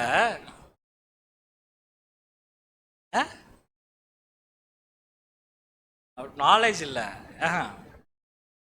இல்லை நீங்கள் சொல்கிறதெல்லாம் கிடையாது, அது கிடையாது நீங்கள் சொல்கிற. ஆனால் எக்ஸாக்ட் பாயிண்ட் அது கிடையாது. மறைக்க தெரியாதுங்கிறது ஒரு ஆன்சர் தான், பட் எக்ஸாக்ட் கிடையாது. நாலேஜுங்கிறது ஓரளவு கரெக்டு தான். அது ஆக்சுவலாக என்ன தெரியுங்களா, குழந்தைக்கு முதல்ல தப்பு பண்ண தெரியாது. அது பிளான் பண்ணில அது என்ன பண்ணாதுங்க, தப்பு பண்ண தெரியாது. தப்பு பண்ண தெரியாதனால தான் அது என்ன பண்ணிக்குது, மாட்டிக்குது. தெரியுங்களா, தப்பு பண்ணுறது அது தெரியாது, இது தப்புன்னே தெரியாது. இப்போ அது எப்படி தெரியுங்களா, அந்த பேரண்ட்ஸ்லாம் குழந்தையோட ஒளிஞ்சு விளையாடுவாங்க, பார்த்துருக்கீங்களா, அந்த மாதிரி தெரியும். பேரண்ட்ஸுக்கு தெரியும் குழந்தை என்ன பண்ணுது, நம்மளைய கண்டுபிடிச்சுன்னு தெரியும். ஆனால் பேரண்ட்ஸ் என்ன பண்ணுவாங்கன்னு பார்த்தீங்கன்னா, அது கண்டுபிடிக்காத மாதிரி குழந்தை ஜெயிக்கிற மாதிரி இவங்க என்ன பண்ணுவாங்கன்னா ஆக்ட் பண்ணுவாங்க. பேரண்ட்ஸ் ஆக்ட் பண்ணுவாங்க. எதுக்காகனா, என் குழந்தை ஜெயிக்கட்டுங்கிறதுக்காக. ஏன்னா அதுக்கு தெரியாது. அந்த மாதிரி தான் பவுல் சொல்கிறாரு, நீங்கள் தப்பு பண்ணுறதே உங்களுக்கு என்ன பண்ணக்கூடாது தெரியாதுன்னா என்ன அர்த்தம்னா, நீங்கள் முதல்ல என்ன செய்யக்கூடாது, தப்பே செய்யவே கூடாது, செய்யவே கூடாது. அதனால் நீங்கள் என்ன பண்ணுங்கன்னா, ஒருவேளை இந்த சின்ன சின்ன மிஸ்டேக் வருதா, ஏதாச்சும் ஒரு மாம்ச பிரகாரம் வருதா, இம்மிடியட்டாக எங்கே போயிருங்க, தேவன்ட்டு என்ன பண்ணிடுங்க, போயிருங்க, ஓடிருங்க. குழந்தை ஓடுற மாதிரி என்ன பண்ணுங்க, ஓடிருங்க. தேவன் என்ன பண்ணுவார், மன்னித்து விடுவார். 1 கொரிந்தியர் 16ஆம் அதிகாரம், லூக்கா 17:2 வாசிங்க. அவன் இந்த சிறுவரில் ஒருவனுக்கு இடறல் உண்டாக்குகிறதை பார்க்கிலும் அவனுடைய கழுத்தில் எந்திரக்கல் கட்டப்பட்டு அவன் சமுத்திரத்தில் தள்ளுண்டு போவது அவனுக்கு நலமாயிருக்கும். ஸோ இந்த இடத்துல சொல்லப்பட்ட இந்த சிறுவரில் அப்படின்னு பார்க்கின்ற பொழுது சர்ச் கிளாஸ் பீப்புள், சரிங்களா? அவனுக்கு ஒருபோதும் இடரல் உண்டாக்குறதை பார்க்கலாம். நம்மளும் கெட்டு போகக்கூடாது, நம்மளுக்கும் பெருமை வரக்கூடாது, மற்றவங்களையும் என்ன பண்ணக்கூடாதுன்னா பெருமை வராதபடி என்ன பண்ணணும்னா பாதுகாத்து கொள்ள வேண்டும். அதான் 1 கொரிந்தியர் 16:13 சொல்லுது, விழித்திருங்கள், விசுவாசத்திலே நிலைத்திருங்கள், புருஷராயிருங்கள், என்ன பண்ணுங்க, திடன் கொண்டுங்கள். யாக்கோபு 4ஆம் அதிகாரம் 3ஆம் வசனம். நீங்கள் விண்ணப்பம் பண்ணியும் உங்கள் இச்சைகளை நிறைவேற்றும்படி செலவழிக்க வேண்டுமென்று தகாத விதமாய் விண்ணப்பம் பண்ணுகிறபடியினால் பெற்றுக்கொள்ளாமல் இருக்கிறீர்கள். பார்த்தீங்களா, ஏன் தேவன்றிருந்து நம்ம எதையும் பெற்றுக்கொள்ள தெரியலைங்களா? நம்முடைய ஜபம் தேவனுடைய சித்தமாக இருக்காது. தேவன் என்ன பார்க்கிறாரோ அதை நம்ம என்ன பண்ண மாட்டோம், கேட்க மாட்டோம். நம்ம ஜபம் எப்படிப்பட்டதா இருக்குன்னா, தகாத விதமாய், ஒரு பரிசேரனை போல, நான் எல்லாம் பர்ஃபெக்டாக செஞ்சுட்டேன் அப்படிங்கிற போல என்ன பண்ணுதுன்னா இருக்கிறபடினால் தேவன்றிருந்து எந்த ரிப்ளையும் நமக்கு என்ன பண்ணாதுங்க, வரவே வராது. அப்போ நம்ம ப்ரேயர் எப்படி இருக்க வேண்டும்னா, இங்கே ஒரு ஆயக்காரன் செய்தது போல இருக்க வேண்டும். ஒரு 4 ஜபத்தில் ஒரு ஜபம் முடிச்சிட்டோம். அடுத்த 3 ஜபம் நம்ம சீக்கிரமாக முடிச்சிடும். அடுத்த 3 விஷயம் சொல்கிறேன். ப்ரே இன் ஹியூமிலிட்டி, அடுத்தது லேர்ன் ஹியூமிலிட்டி, லிவ்டு ஹியூமிலிட்டி. 3 சொல்கிறார். Pray in humility, learn humility, lived humility. இந்த 3 பேர் அப்படி வாழ்ந்திருக்கிறார்கள். இந்த ப்ரே இன் ஹியூமிலிட்டி அது யார் அப்படின்னு பார்க்கின்ற பொழுது நீங்கள் ஃபோட்டோ பார்த்தே கண்டுபிடிச்சிருப்பீங்க. Pray in humility. ஒருவேளை ஜபம் செய்கிற மாதிரி இருந்தால், நமக்கு ஒரு ஆயக்காரன் எக்ஸாம்பிள் பார்த்துருக்குறோம், இங்கே ஒரு எக்ஸாம்பிள் இருக்கிறார். யார் அப்படின்னா எசேக்கியா. எசேக்கியா ப்ரேயர் லிஸ்ட் போட்டா, பைபிளில் தேவனுக்கு பிரியமான ராஜாக்கள் லிஸ்ட் போட்டா அதில் கொஞ்சம் பேர் தான் வருவாங்க. அந்த கொஞ்சம் பேர்த்துல எசேக்கியா ஒருத்தர். வனாந்தரத்தில் அந்த இங்குஸ்தான், அது என்ன சொல்லுவாங்க தமிழ்ல, வெண்கல சர்ப்பம் இருக்கு பார்த்தீங்களா, அதான் இங்குஸ்தான். அந்த வெண்கல சர்ப்பத்தை எது வரைக்கும் இருந்துச்சு அப்படின்னு பார்த்தீங்கன்னா எசேக்கியா வரைக்கும் இருந்துச்சு. அதை அடிச்சு உடைச்சது யாருன்னு பார்த்தீங்கன்னா எசேக்கியா தான். அந்த அளவுக்கு தேவனுக்கு பிரியமா எசேக்கியா வாழ்ந்தார். செனகரிப்பு ஒரு தடவை ஆப்போசிட்டாக வந்தார். தேவாலயத்தில் ஜபம் பண்ணி அந்த செனகரிப்பு என்ன பண்ணுறாருன்னா அடிச்சு துரத்திட்டார். போருக்கே போகல, போருக்கே போகாமல் தேவாலயத்தில் நின்று ஜபம் பண்ணியே என்ன பண்ணிட்டாருன்னா அனுப்பிச்சுட்டார். அந்த அளவுக்கு தேவன்கிட்ட ஒரு நல்ல பேர் வான எசேக்கியா இப்போ எதில் இருக்கிறாருன்னா மரண படுக்கையில். வாசிங்க 2 ராஜாக்கள் அதிகாரம் 20 வசனம் 1. அந்நாட்களில் எசேக்கியா வியாதிப்பட்டு மரணத்துக்கு ஏதுவாயிருந்தான். அப்பொழுது ஆமோத்சின் குமாரனாகிய ஏசாயா என்னும் தீர்க்கதரிசி அவனிடத்தில் வந்து, எப்படி இருக்கும் எசேக்கியாக்கு? ஏசாயா வரும்போது எசேக்கியா என்ன யோசிச்சிருப்பார், அப்பாடா யார் வந்துட்டா இப்போ, கரெக்டா? இப்போ நமக்கு நெஞ்சு வலிக்குதுன்னு வச்சுக்கங்களேன், ஒரு டாக்டர் வந்தாருன்னா நமக்கு எப்படி இருக்கும்? ஒரு திடீர்னு நெஞ்சு வலி வருது, ஒரு ஃபேமஸான டாக்டர் வராரு, வந்தோடனே நமக்கு எப்படி இருக்கும்? அப்போ ஏதாவது கொடுத்துருவாரு, இன்ஜெக்ஷன் பண்ணிடுவார், நம்ம ஹார்ட் என்ன ஆயிரும், சரியாயிரும். டாக்டர் வந்து பார்த்துட்டு நீ செத்துருவே அப்படின்னா எப்படி இருக்கும்? அதுக்கு எப்படி இருக்கும் அவருக்கு? அதுக்கு நீ என்ன பண்ணலாம்? அப்படிதான் இப்போ ஆக்சுவலாக யாருக்கு நடந்திருக்கு? ஏசாயாக்கு நடந்திருக்கு, எசேக்கியாக்கு நடந்திருக்கு. வாசிங்க. அவனை நோக்கி, நீர் உமது வீட்டு காரியத்தை ஒழுங்குபடுத்தும், நீர் பிழைக்க மாட்டீர், மரித்து போவீர் என்று கர்த்தர் சொல்லுகிறார் என்றான். நான் சொன்னது வந்துச்சா? வந்து அவரே சாக கிடக்குறாரு. வந்துட்டு உன் வீட்டு காரியத்தை நீங்க என்ன பண்ணு, இங்க பாருப்பா, உனக்கு அப்புறம் யார் ராஜான்னு யோசிச்சு வச்சுக்கோ. செத்து போயிட்டீங்கன்னா அப்புறம் யாருன்னு தெரியாது, இப்போயே நீ என்ன பண்ணு, நெக்ஸ்ட் ராஜா யாருன்னு சொல்லிடு. அதுக்கப்புறம் நீ பிழைக்க மாட்ட, முடிஞ்ச அவ்வளோதான். நீ என்ன பண்ண மாட்ட, பிழைக்க மாட்டேன், மரித்து போவீர் என்று கர்த்தர் சொல்லுகிறார். எப்படி இருந்திருக்கு ஏசாயாக்கு? தீர்க்கதரிசியே ஏசாயாவே இதை சொல்றதுக்கா நீங்கள் வந்திருக்கிறீங்களா? நீங்கள் ஏதோ வந்து குணப்படுத்துவீங்கன்னு பார்த்தா இப்படி சொல்கிறீங்க. ஆனால் ஏசாயா அப்படி எடுக்கல. ஹி நோஸ் நம்ம சாக போகிறேன்னு அவருக்கு இன்னும் கன்ஃபார்ம் ஆயிடுச்சு. ஏற்கனவே மரணம் கர்த்தர் சொல்லிட்டாருன்னா அது என்ன பண்ண முடியாது, மாற்று கருத்தே கிடையாது. செத்துறன்னு கன்ஃபார்ம் பண்ணிட்டார். பாருங்க 2 ராஜாக்கள் 20ஆம் அதிகாரம் வசனம் 2, 3. அப்பொழுது எசேக்கியா தன் முகத்தை சுவர்ப்புறமாக திருப்பிக் கொண்டு கர்த்தரை நோக்கி, ஏசாயா சொன்ன பின்னாடி இது ஒருவேளை செவத்துக்கு பக்கத்தில் தான் படுத்திருப்பார் போல் இருக்கு, கட்டல் போட்டு நம்மாள் போல் இருக்கு. அப்போ என்ன பண்ணியிருக்காருன்னா, சொன்ன உடனே அப்படியே செவுத்து நேரம். நீங்கள் நல்லா புரிஞ்சுங்க, அங்கே வந்து அந்த பரிசேயன் ஆயக்காரனை வந்து தேவாலயத்துக்குள்ளே போகல, தேவன் என்ன பண்ண முடியல, பார்க்க முடியல. இங்கே ஏசாயா அப்படியே செவத்துக்கு நேரம் திரும்பிட்டார். அது என்ன அர்த்தம்னா, ஒரு தனிமை, ஒரு லோன்லினஸ்.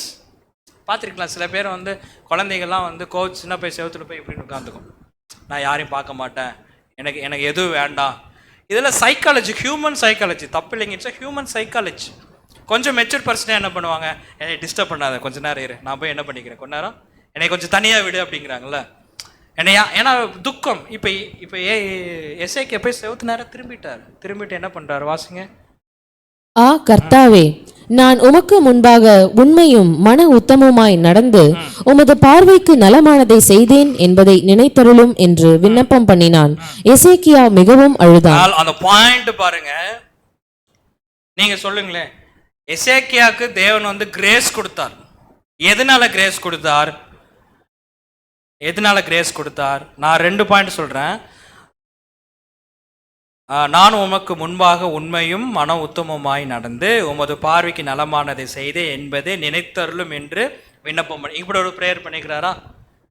அடுத்தது என்ன சொல்றாருன்னா, எசேக்கியா மிகவும் அழுதான். தேவன் இந்த 2 இதுல எதை பார்த்திருப்பார்?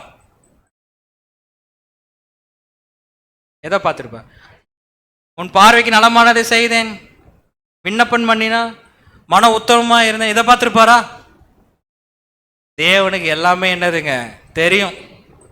அவர்கிட்ட மறைக்க முடியுமா? இவர் என்ன எடுத்து கொடுக்குறாரா? தேவனை கொஞ்சம் யோசிச்சு பாருங்க, தேவன் மறந்துடுவாரா? இல்ல.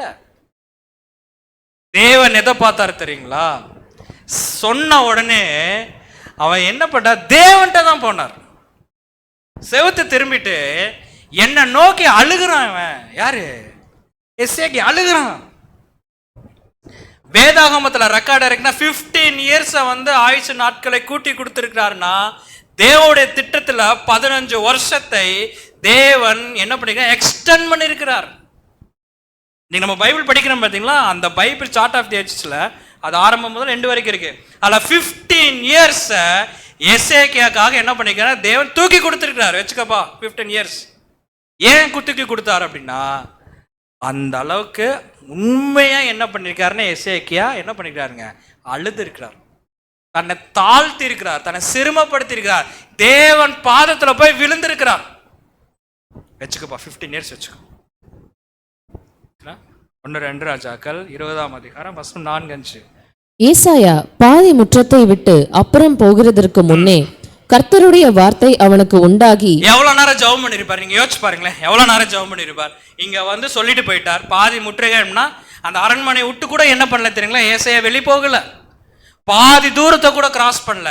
அப்படி என்றால் ஒரு 5 நிமிஷம் இருக்குமா, ஒரு 5 மினிட்ஸ் எடுத்துக்கலாமா? 5 நிமிஷம் தாங்க பிரேயர் பண்ணார் எசேக்கியா. 5 நிமிஷம் தான் பிரேயர் பண்ணார். தேவனுக்கு 10 நிமிஷமோ 1/2 மணி நேரமோ 1 மணி நேரமோ அவரெல்லாம் பார்க்கறது இல்லை. உன் மனம் எப்படிப்பட்டதாக இருக்கு, உன் சிந்தனை எப்படி இருக்கு, இன்னும் ஹம்பிள்னஸ் என்ன இருக்கு, அந்த ஹம்பிள்னஸோட குவாலிட்டி பார்க்கிறார். அவர் பார்த்தார். எசேக்கியா உண்மையே அழுகிறான்ப்பா. எசேக்கியா என்னை நோக்கி அழுகிறான், என் பாதத்தை பிடிச்சி எசேக்கியா அழுகிறான். நேர வார்த்தை வந்துச்சு ஏசாயாக்கு, ஏசாயா நில்லு, போகாத, நான் சொல்றது போய் நீ எசேக்கியாட்ட சொல்லு. ஏசாயா நில்லு அப்படின்னாரு. கர்த்தருடைய வார்த்தை அவனுக்கு உண்டாகி அவன் சொன்னது, நீ திரும்பி போ, திரும்பி போய் என் ஜனத்தின் அதிபதியாகிய எசேக்கியாவை நோக்கி, உன் தகப்பனாகிய தாவீதின் தேவனாயிருக்கிற கர்த்தர் சொல்லுகிறது என்னவென்றால், உன் விண்ணப்பத்தை கேட்டேன், உன் கண்ணீரை கண்டேன். இதோ நான் உன்னை குணமாக்குவேன்.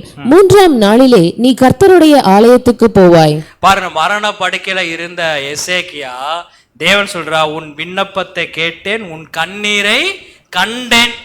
தேவன் முன்னாடி ஒருத்தன் ஹம்பிள்னஸா போய் ஜெபம் பண்ணா அங்க வார்த்தைகள் வராது, கண்ணீர் மட்டும்தான் பேசும். அந்த கண்ணீர் தான் நமக்கு ஆன்சரை கொடுக்கும்.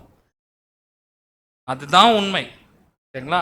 அதான் சொல்ல, நம்ம பிரேயர் எப்படி இருக்க வேண்டும் தெரியுங்களா? It's not should be a lips prayer. வாயில மட்டும் பிரேயர் பண்ணிட்டு கூடாது. தேவன் இப்படி செய்யுங்க, அதை செஞ்சீங்க, இப்படி பண்ணிட்டேன், அதை பண்ணிட்டேன். பரிசேன் அப்படி தான் பண்ண. பரிசேன் பண்ண பிரேயர் என்னது? It's a lips prayer. வாயை திறந்து லிப்ஸ் பிரேயர். நிறைய வசனங்கள் போட்டு, சங்கீதத்துல இருந்து ஒரு 10 வசனம், நீதிமொழியில இருந்து ஒரு 5 வசனம், அதை மிக்ஸ் பண்ணி ஒரு வசனத்தை கொடுத்து தேவனுக்கே வசனத்தை சொல்லி கொடுக்கறது அவருக்கு தெரியாது. ஆனா கேட்கறதுக்கு எப்படி இருக்குன்னு அழகா இருக்கும். சூப்பரா பண்றோம், என்னமா வசனம் பேசுறேன், என்ன use? It's not a lips prayer. அடுத்து சொல்றாருங்க, it's not a own glory prayer. நம்முடைய மகிமைக்காக எது ஜெபம் பண்ணிராதீங்க தேவன்கிட்ட போய். It's not a own glory prayer. அடுத்து முக்கியமான it should not be a proud prayer. பரிசேயன் இதெல்லாமே செஞ்சான். இந்த பரிசேயன் இதெல்லாமே செஞ்சான். அடுத்தது நோ செல்ஃப் சீக்கிங் பிரேயர். தனக்காக தன்னை மயப்படுத்தி தான் வர வேண்டும், தான் உயர வேண்டும், எனக்கு வேண்டும், நான் இதை செய்ய வேண்டும், எனக்கு இது வேணும், என் குடும்பத்துக்கு வேணும், என் பிள்ளைகளுக்கு வேணும். No self seeking prayer, no flesh prayer. எது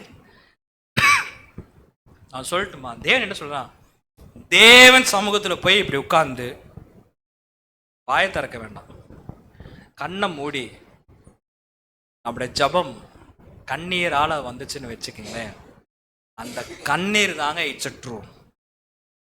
அந்த கண்ணீர் தான் உண்மை. வேற நம்ம என்ன வார்த்தை போட்டு ஜபம் பண்ணாலும் அது என்னது இல்லை, ஆக்சுவலா ட்ரூ இல்லை, ட்ரூ இல்லை, சரிங்களா? இதுதான் யார் பண்ணார்னா எசேக்கியா. Pray in humility. ஒருத்தர் லே இன் ஹியூமிலிட்டி. ஒருத்தர் தாழ்மையை கற்றுக்கொண்டார். யார் இவரு? எப்படி பார்த்தோன்னே கண்டுபிடிச்சிங்க? உடம்பெல்லாம் பொண்ணு. ஓகே, அப்போ யோபு நல்லா லேர்ன் பண்ணிக்கிறீங்க. கரெக்ட். யோபுக்கு தேவன் தாழ்மை எல்லாமே இருக்கு. யோபு கிட்ட எல்லாமே இருக்கு. தேவன் இருந்து சர்டிஃபிகேட் வாங்கிட்டார். பாருங்க, உத்தமன் சர்டிஃபிகேட் வாங்கினாரா இல்லையா? உத்தமன் நம்மளை யாராச்சும் உத்தமன் சொல்றாங்களா? சரி, யாரும் இல்லைன்னு சொன்னது சந்தோஷம். சன்மார்க்கன் சர்டிஃபிகேட் வாங்கினாரா இல்லையா? வாங்கினார். தேவனுக்கு பயந்தவன் சர்டிஃபிகேட் வாங்கினாரா? வாங்கினார். பொல்லாப்புக்கு விளங்குறவன் சர்டிஃபிகேட் வாங்கினாரா? வாங்கினார். யோபு தாழ்மை உள்ளவன் சர்டிஃபிகேட் வாங்கினாரா? சர்டிஃபிகேட் வாங்கினாரா? இல்ல, மிஸ்ஸிங். ஒரு சர்டிஃபிகேட் என்ன ஆயிடுச்சு? மிஸ் ஆகி போச்சு. இப்ப தேவனோட வேலை என்ன தெரியுங்களா? நீ ஒரு இதுல சர்டிஃபிகேட் வாங்கலப்பா, உனக்கு நான் என்ன பண்ண போறேன்? சர்டிஃபிகேட் கொடுக்க போறேங்கிறாரு. ஆனா இவர் மாதிரிலாம் நமக்கு வந்துச்சுன்னு வச்சுக்கோங்களேன், அதான் தேவனை ஜெபம் பண்ணி டார்ச்சர் பண்ணியே முடிச்சிடும். இந்த யோபு மாதிரிலாம் வந்து தேவன் 1% கூட என்ன பண்ணலைங்க, 1% கூட நம்ம என்ன பண்ணல, கொடுக்கவே இல்லை. பாருங்க, அழகான ஏசி, உட்கார முடியுமா? ஒண்ணுமே கொடுக்கல. பாரு என்ன நடந்துச்சு. யோபு 30ஆம் அதிகாரம் 20ஆம் வசனம். உம்மை நோக்கி கூப்பிடுகிறேன், நீர் எனக்கு மறு உத்தரவு கொடாதிருக்கிறீர். கெஞ்சி நிற்கிறேன், என் மேல் பாராமுகமாய் இருக்கிறேன். கெஞ்சற தேவனே, கெஞ்சறவங்க கேட்ட. ஆனா இனிமேல் நீங்க என்ன பண்ணுகிறீங்க? பாரமா இருக்கு. உடனே நான் கெஞ்சிக்கிட்டு இருக்கிறேன், நீங்க ஒண்ணுமே பார்க்க மாட்டேங்கிறீங்க. வெயில் படாதிருந்தும் நான் கருகருத்து திரிகிறேன். வெயிலே என் மேல பட்டதில்லை. நான் அதான் ஏசின்னு சொன்னேன். வெயிலே என் மேல பட்டதே இல்லை. இப்ப நான் எப்படி இருக்கிறேன்? கருப்பு இல்லை, கருகருத்து இருக்கிறேன். என்னது? கருகருத்து திரிகிறேன். அந்த அளவுக்கு நான் தெரிஞ்சிட்டு இருக்கிறேன். என் தோல் என் மேல் கருத்து போயிற்று. என் தோல் என் மேல் என்ன ஆயிடுச்சு? கருத்து போயிட்டு என் எலும்புகள் உஷ்ணத்தினால் காய்ந்து போயிற்று. என் எலும்புகள். ஆனா நீங்க என்ன பண்ணீங்க? ஒரு ரிப்ளையும் கொடுக்கவே இல்லை. ஒரு ரிப்ளை நீங்க கொடுக்க மாட்டேங்கிறீங்க. பாருங்க, யோபு 40ஆம் வசனம். அப்பொழுது யோபு கர்த்தருக்கு பிரதியுத்தரமாக, இப்பதான் அப்பொழுது யோபு கர்த்தருக்கு எல்லாமே தேவனை திட்டிட்டு தேவன் வந்தார். ஏன்பா என்னை போட்டு இப்படி திட்டிட்டு இருக்கிற? கரெக்டா? நான் அப்படி என்ன பண்ணிட்டு நீ திட்டிட்டு இருக்கீன்னு கேட்குறாரு. நம்மளா இருந்தா என்ன கேட்டிருப்போம் தெரியுங்களா? என்ன பண்ணிட்டேன்னு கேட்குறீங்களா? எல்லாமே பண்ணிட்டு என்ன பண்ணேன்னு கேட்குறீங்களே தேவனே. அப்படிதான் நம்ம கேட்டிருப்போம். யோபு அப்படி கேட்கல. என்ன தேவன் அவருடைய படைப்புகள் எல்லாம் காமிச்சிட்டு அவ்வளோதான் காமிச்சார். வேற எதுவும் கேட்கல, எல்லாமே காமிச்சார். படைப்புகள்லாம் பார்த்தார். இப்படியே ஒவ்வொன்றா வந்து பார்த்தார். அப்படியே ஞானத்தில் எல்லாம் பார்த்தார்.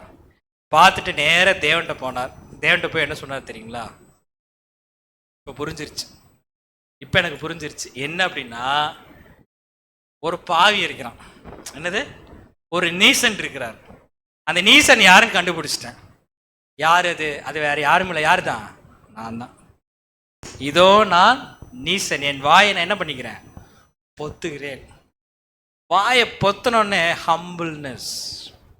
இப்ப தாழ்த்துறார் தேவன் கிட்ட. இவ்வளவு நேரம் கொஸ்டின் கேட்டார்ல, இவ்வளவு நேரம் கொஸ்டின் மேல கொஸ்டின் போட்டார்ல, இப்ப அந்த கொஸ்டினை ஸ்டாப் பண்ணிட்டு ஹம்பிள்னஸ் என்ன தெரியுமா?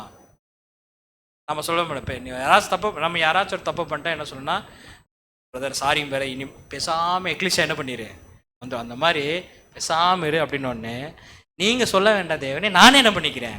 என் வாயை நானே பொத்திக்கிறேன். வாயை பொத்துன உடனே என்ன நடந்துச்சு பாருங்க, வாசிங்க.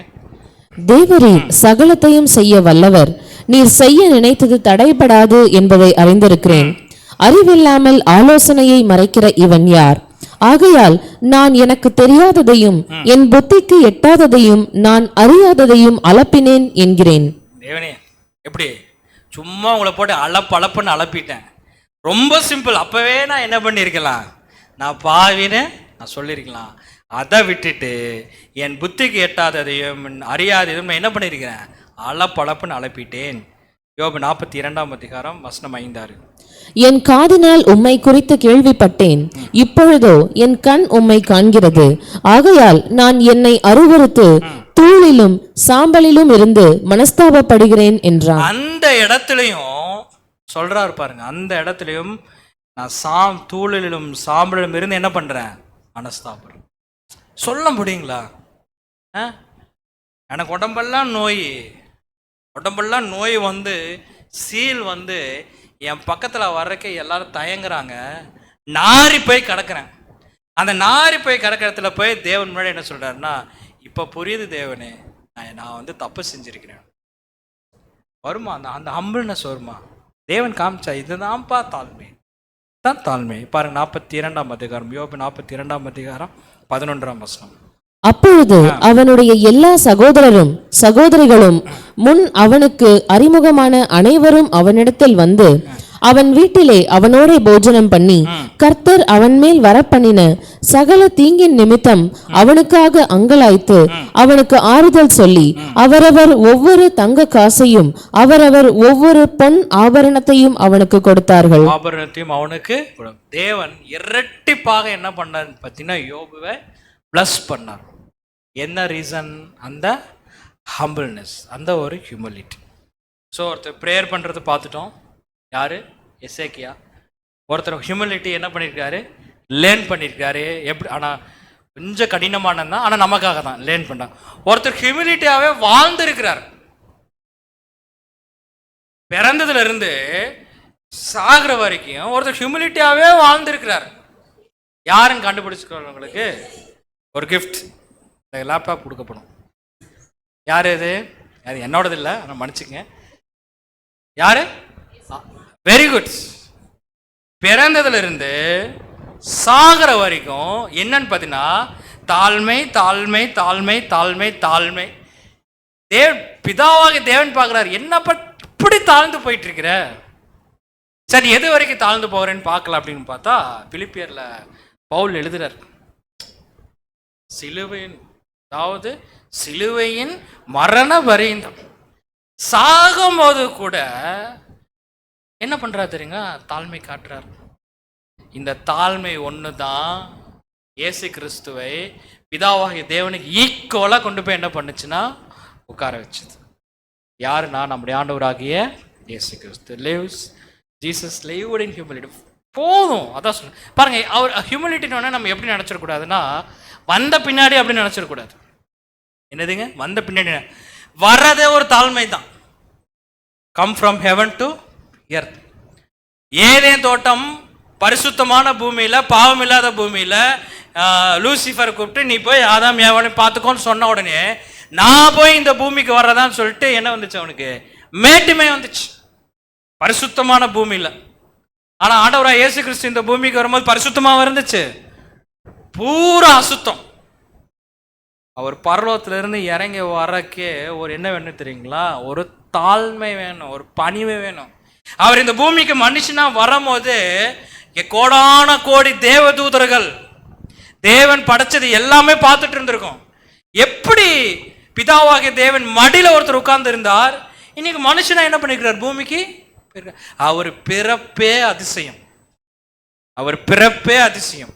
அவர் குழந்தைய பிறந்ததிலிருந்து தூதர்கள் வாட்ச் பண்ணிக்கிட்டே இருந்திருப்பாங்க. எப்படி எப்படி ஹவு முடியாது, இட்ஸ் இம்பாசிபிள். ஆனால் பிறந்தார். சரி, பிறந்து என்ன பண்ணிட்டு இருப்பாரு? யோசிச்சு பாருங்களேன். மேல எத்தனை தேவதூதர்கள், பிதாவாகி தேவன். இவர் என்ன பண்ணிருக்காருன்னா, அப்ப 30 வயசு வரைக்கும் அவங்க அப்பா கார்பெண்டர்ல, இவர் என்ன பண்ணிருப்பாரு? ஆக்சுவலா என்ன வேலை செஞ்சிருப்பாரு? இவர் கார்பெண்டர் வேலை செஞ்சுட்டு இருக்கிறார். கார்பெண்டர் வேலை செய்யறத தேவன் பரலோகத்துல இருந்து பார்த்துட்டு இருக்கிறார், செஞ்சுட்டு இருக்கிறார். கார்பெண்டர் வேலை செய்யறாரு அவங்க அப்பாவுக்கு உதவியா. சின்ன பையனாட்ட இங்க போறார், அங்க வரார், இங்க வரார். தேவதூர்கள் என்ன பண்ணிட்டு இருக்கிறாங்க? பார்த்துட்டு இருக்கிறாங்க. அதையும் பார்த்தாங்க. திடீர்னு ஒரு நாள் 30 வயசு வரும்போது அவர் என்ன பண்ணாருன்னா, யோர்தான் நதியில ஞானஸ்தானம் எடுத்து அப்படியே கம்ப்ளீட்டா டிரான்ஸ்ஃபார்ம் ஆகுறார். இனி அப்பாவுடைய நீதி அவர் என்ன பண்ணார்? சரி, அப்பா நீதிக்காக தான் வந்தார், ரான்சம் கொடுக்க தான் வந்தார். ஊழியக்காரராக மாறுறார். ஒவ்வொரு வார்த்தை, ஒவ்வொரு செயல், ஒவ்வொரு பிஹேவியரும் ஜனங்கள் பார்க்கறத விடவும் தேவ தூதர்கள், தேவோட சிருஷ்டிப்பு எல்லாமே வாட்ச் பண்ணிட்டு இருக்கு இயேசு கிறிஸ்துவ. அவர் எப்படி பேசுறார், எங்க தங்கி இருக்கிறார், எங்க போறார், எப்படி பதில் சொல்றார், எப்படி வாழ்றார், பரலோகம் எப்படி இருக்கும். இயேசு கிறிஸ்து கேட்கிறாங்க, நீங்க எங்க தங்கி இருக்கிறீங்க அப்படின்னு. பறவைகளுக்கு கூடு உண்டு, நரிகளுக்கு குழி உண்டு, மனுஷகுமாரனுக்கோ தலை சாய்க்க இடம் இல்லைங்கிறார். இந்த வார்த்தை கேட்கும்போது தூதர்களுக்கு எப்படி இருந்திருக்கும்? ஆண்டவரே, உங்களுக்கு தலை சாய்க்க இடம் இல்லையா? உங்களுக்கு தலை சாய்க்க இடம் இல்லையா? இது எல்லாமே யாரோடையது? ஆனா உண்மையால அப்படித்தான் இருந்தார். தாழ்மை லேர்ன் பண்றா, எல்லாருமே லேர்ன் பண்ணிக்கிட்டே இருக்கிறாங்க. லாஸ்ட் மினிட் வருது, சிலையில் போய் அவர் என்ன பண்றாருன்னா, எப்படி இருந்த தூதர்கள் எப்படி இருக்கும்? அவன் போய் அந்த பேதுரு அந்த சோல்ஜரோட காதை வெட்டும் போது இயேசு கிறிஸ்து என்ன சொன்னார்? இப்போ நான் சொன்னேன்னா 12 மேல லேகியோனே எங்க அப்பா என்ன பண்ணுவாரு? அனுப்புவார். ஒரு தூதன் வந்தா போதுங்க, 2 லட்சம் பேர்த்த அழைச்சிருவார். ஏதோ ஒரு தூதன் வந்தா, நான் சொல்ற பைபிள் கணக்குப்படி 1,85,000 பேர்த்த ஒரு தூதன் என்ன பண்ணிடுவாரு? ரெக்கார்ட் இருக்கு பைபிள், அதனால சொல்றேன், அழிச்சிடுவார். 12,000க்கு மேல அப்படின்னா அதே ஒரு 1,44,000 பேர் வந்தா என்ன ஆகும்? அன்இமேஜினபிள். எல்லாத்தையும் உள்ள வைன்னு சொல்லிட்டு, பேர் உள்ள வைன்னு சொல்லிட்டு என்ன பண்றாரு தெரியுங்களா? அப்படியே போறார். சித்திரவாதம் பண்றது, கஷ்டப்படுத்துறது, துன்பப்படுத்துறது, நிர்வாணப்படுத்துறது, ஹம்பிள்னஸ், தாழ்மைன்னு போறார். வெயிட் பண்றாங்க எல்லாருமே, சீக்கிரம் முடிங்க அப்படின்ட்டு. அவரும் எல்லாத்தையும் என்ன பண்ணுவேன்? காட்டுவேங்கிறார். அதான் பிலிப்பியர்ல வசனம் வரும்போது எப்படி வருது பாருங்க. பவுல் எழுதுறார், பிலிப்பியர் 2ஆம் அதிகாரம் வசனம் 7-8. தம்மை தாமே வெறுமையாக்கி அடிமையின் ரூபம் எடுத்து மனுஷர் சாயலானார். அவர் மனுஷ ரூபமாய் காணப்பட்டு மரண பரியந்தம், அதாவது சிலுவையின் மரண பரியந்தமும் கீழ்ப்படிந்தவராகி தம்மை தாமே தாழ்த்தினார். எப்படி பவுல் எழுதுறாரு பாருங்க. அவர் மனுஷ ரூபாய் காணப்பட்டு மரண பரியந்தம், ஏற்கனவே மரணம் பரியந்தம், அதாவது சிலுவையின் மரண பரியந்தம், சும்மா சாதாரண மரணம் இல்ல. அப்படிதான், இது சாதாரண மரணம் இல்லை. அதாவது சிலுவையின் மரண பரியந்தமும் கீழ்ப்படிந்தவராகி தம்மை தாமே என்ன பண்ணிருக்காருங்க, தாழ்த்தினார். He is lived in humility. சரிங்களா? இதோட உச்ச கட்டம் என்ன? தாழ்மையோட உச்ச கட்டம் இயேசு கிறிஸ்துக்கு என்ன சொல்லலாம்? இதுதான் உச்ச கட்டம் பிரதர் தாழ்மைக்கு. சாக்ரிஃபைஸ், தாழ்மை, ஹம்பிள்னஸ் எல்லாமே அதுல வந்துடும்.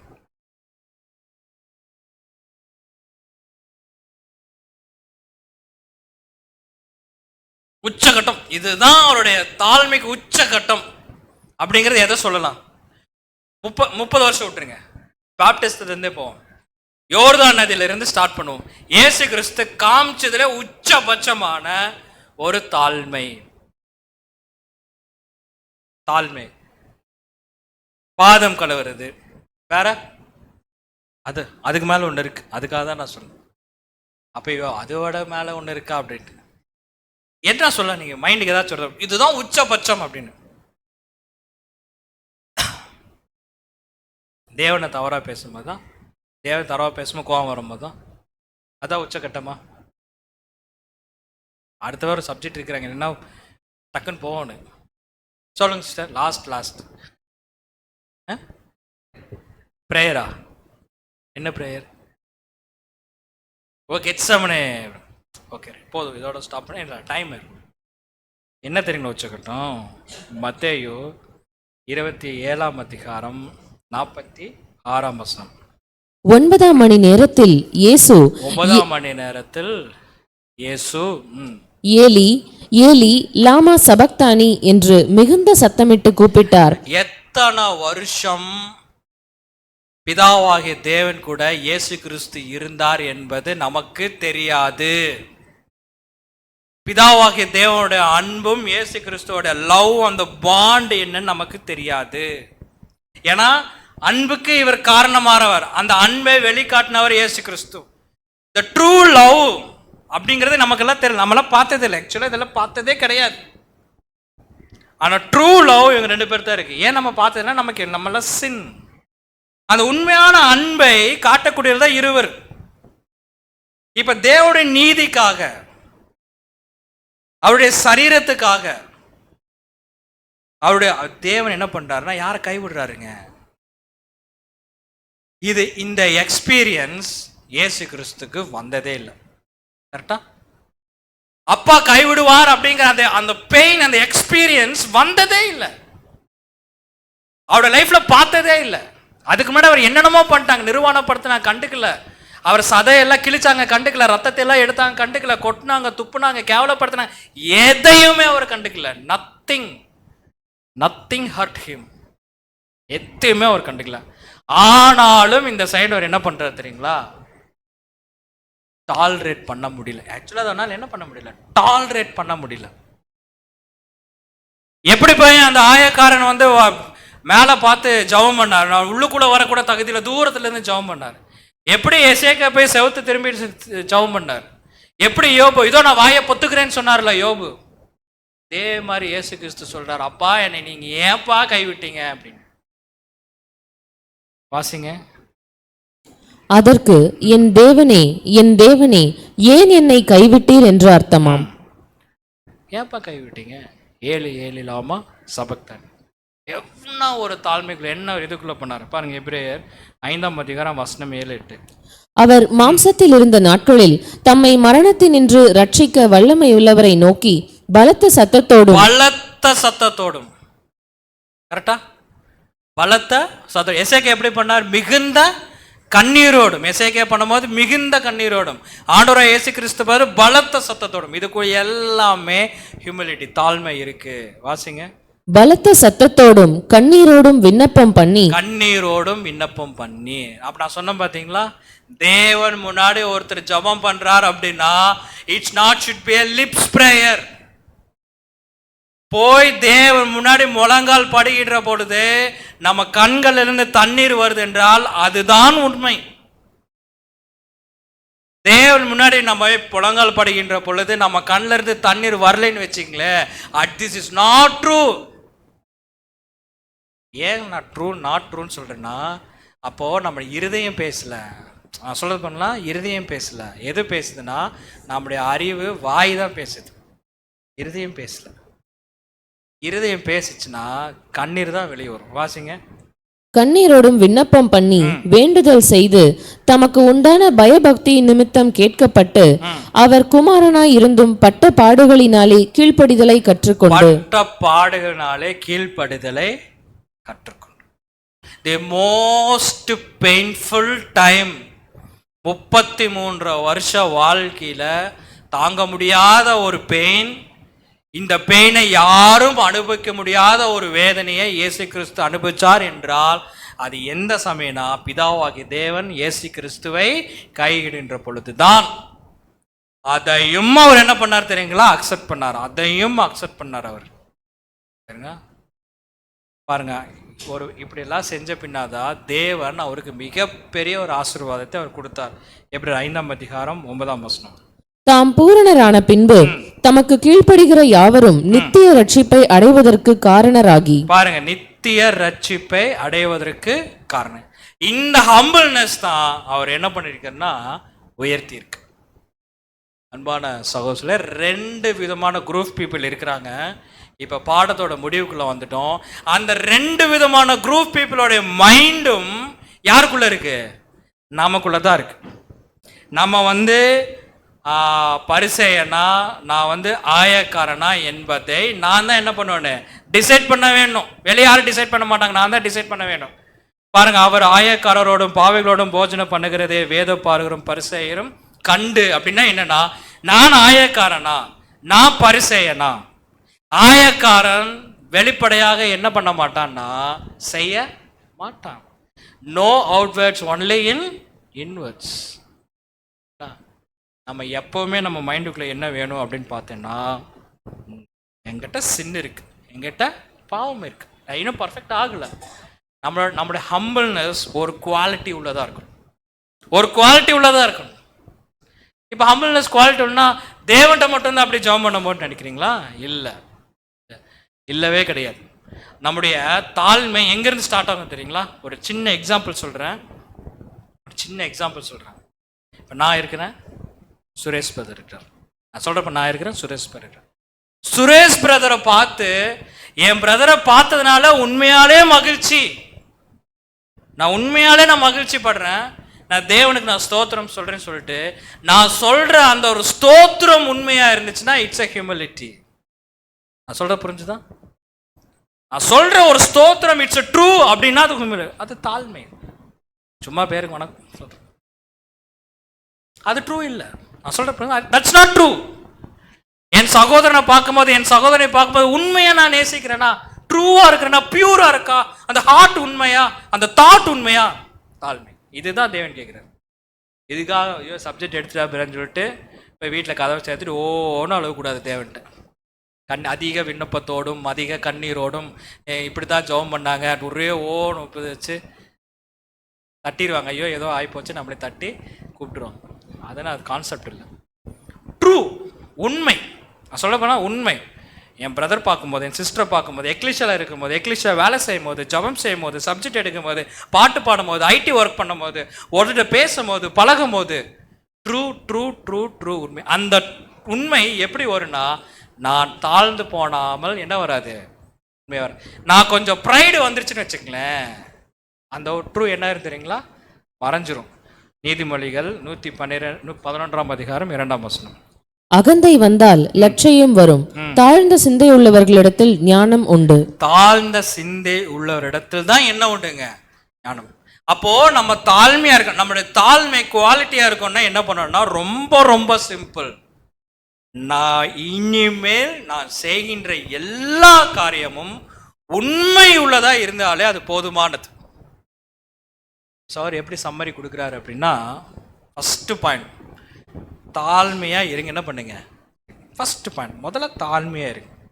ரெண்டாவது ரொம்ப விழித்திருங்க, சோபர்லி நிதானத்தோட என்ன பண்ணுங்க, விழித்திருங்க. மூன்றாவது நிதானமா என்ன பண்ணுங்கன்னா இருங்க. நான்காவது தெளி உள்ளவராய் இருங்க, ரொம்ப தெளிவரா இருங்க. லாஸ்டா என்ன தப்பு செய்யறதுக்கு என்ன பண்ணுங்க, தப்பு செய்யறதுக்கு குழந்தைகளா இருக்கு. சரியா? பரவாயில்ல. ஏன் குழந்தைகளா இருக்குன்னா, குழந்தைத்தனமாக தப்பு பண்ணுறீங்க, கொஞ்சம் மெச்சூர் ஆயிடுச்சுன்னா அந்த குழந்தைத்தனம் என்ன ஆயிரும்? போயிடும். அவ்வளோதான், ரொம்ப சிம்பிள். இதை நம்ம ஃபாலோ பண்ணாலே நம்முடைய தாழ்மை அப்படிங்கிற ஒரு கிரைஸ்ட் லைஃப் இருக்குது பார்த்தீங்களா, அதுங்க வந்து கம்ப்ளீட்டாக சேஞ்ச் ஆகி கிரைஸ்ட் மாதிரியே மாறிடும். சரி, 4 எக்ஸாம்பிள்ஸ் நம்ம பார்த்தோம். ஆக்சுவலாக அந்த 4 எக்ஸாம்பிள்ஸும் நமக்கு தேவையானது தான். ஆனாலும் அந்த ஒரு கிரைஸ்ட் கடைசியை வாழ்ந்து காமிச்சார் பார்த்தீங்களா, அந்த மாதிரி ஒரு வாழ்க்கையை இந்த பூமியில் நம்ம என்ன பண்ணணுங்க? வாழ வேண்டும். அன்பான சகோதரர் சொல்ல இந்த பாடத்தோட நிறைவுக்கு வந்துட்டோம். மீண்டுமாக ஒரு காரியத்தை சொல்லி நான் வந்து நிறைவு செஞ்சிடறேன். தாழ்மை அப்படிங்கிறது ஏதோ நம்ம புதுசாக படிச்சுட்டு சப்ஜெக்ட் கேட்டுட்டு அதுக்கப்புறம் நம்ம இருக்கிறது கிடையாது. தாழ்மை அப்படிங்கிறது முதல்ல எங்கே ஸ்டார்ட் ஆக வேண்டும்னு பார்த்தீங்கன்னா, நம்மளுடைய மைண்டில் ஸ்டார்ட் ஆக வேண்டும். அந்த மைண்டில் தாழ்மை ஸ்டார்ட் ஆகினது கொஞ்சம் கொஞ்சமாக நம்ம கிரியையில் என்ன ஆகுங்க? காட்டும். இதுதான் உண்மை. மைண்டில் ஸ்டார்ட் ஆகி கிரியையில் காமிச்சு, அந்த கிரியை கண்டிப்பாக தேவனால் ஒரு நாள் என்ன பண்ண தெரியுங்களா? அது அங்கீகரிக்கப்படும். அப்படி அந்த சிந்தனையில் ஸ்டார்ட் ஆகி அந்த கிரியையில் நம்ம காட்டி முடிக்கின்ற பொழுது நம்ம கோர்ஸ் க்ளோஸ் ஆயிடுச்சுன்னா, நிச்சயமாக சொல்கிறேன், எப்படி தேவன் கிறிஸ்துவை உயர்த்தினாரோ அதே மாதிரி நம்மளே என்ன பண்ணுவாருங்க? அவர் உயர்த்துவார் என்பதை இந்த பாடத்தின் மூலமாக பார்த்துள்ளோம். தேவன் தாமே இந்த வார்த்தையில் நமக்கு ஆசீர்வாதமாக தருவாராக. ஆமென்.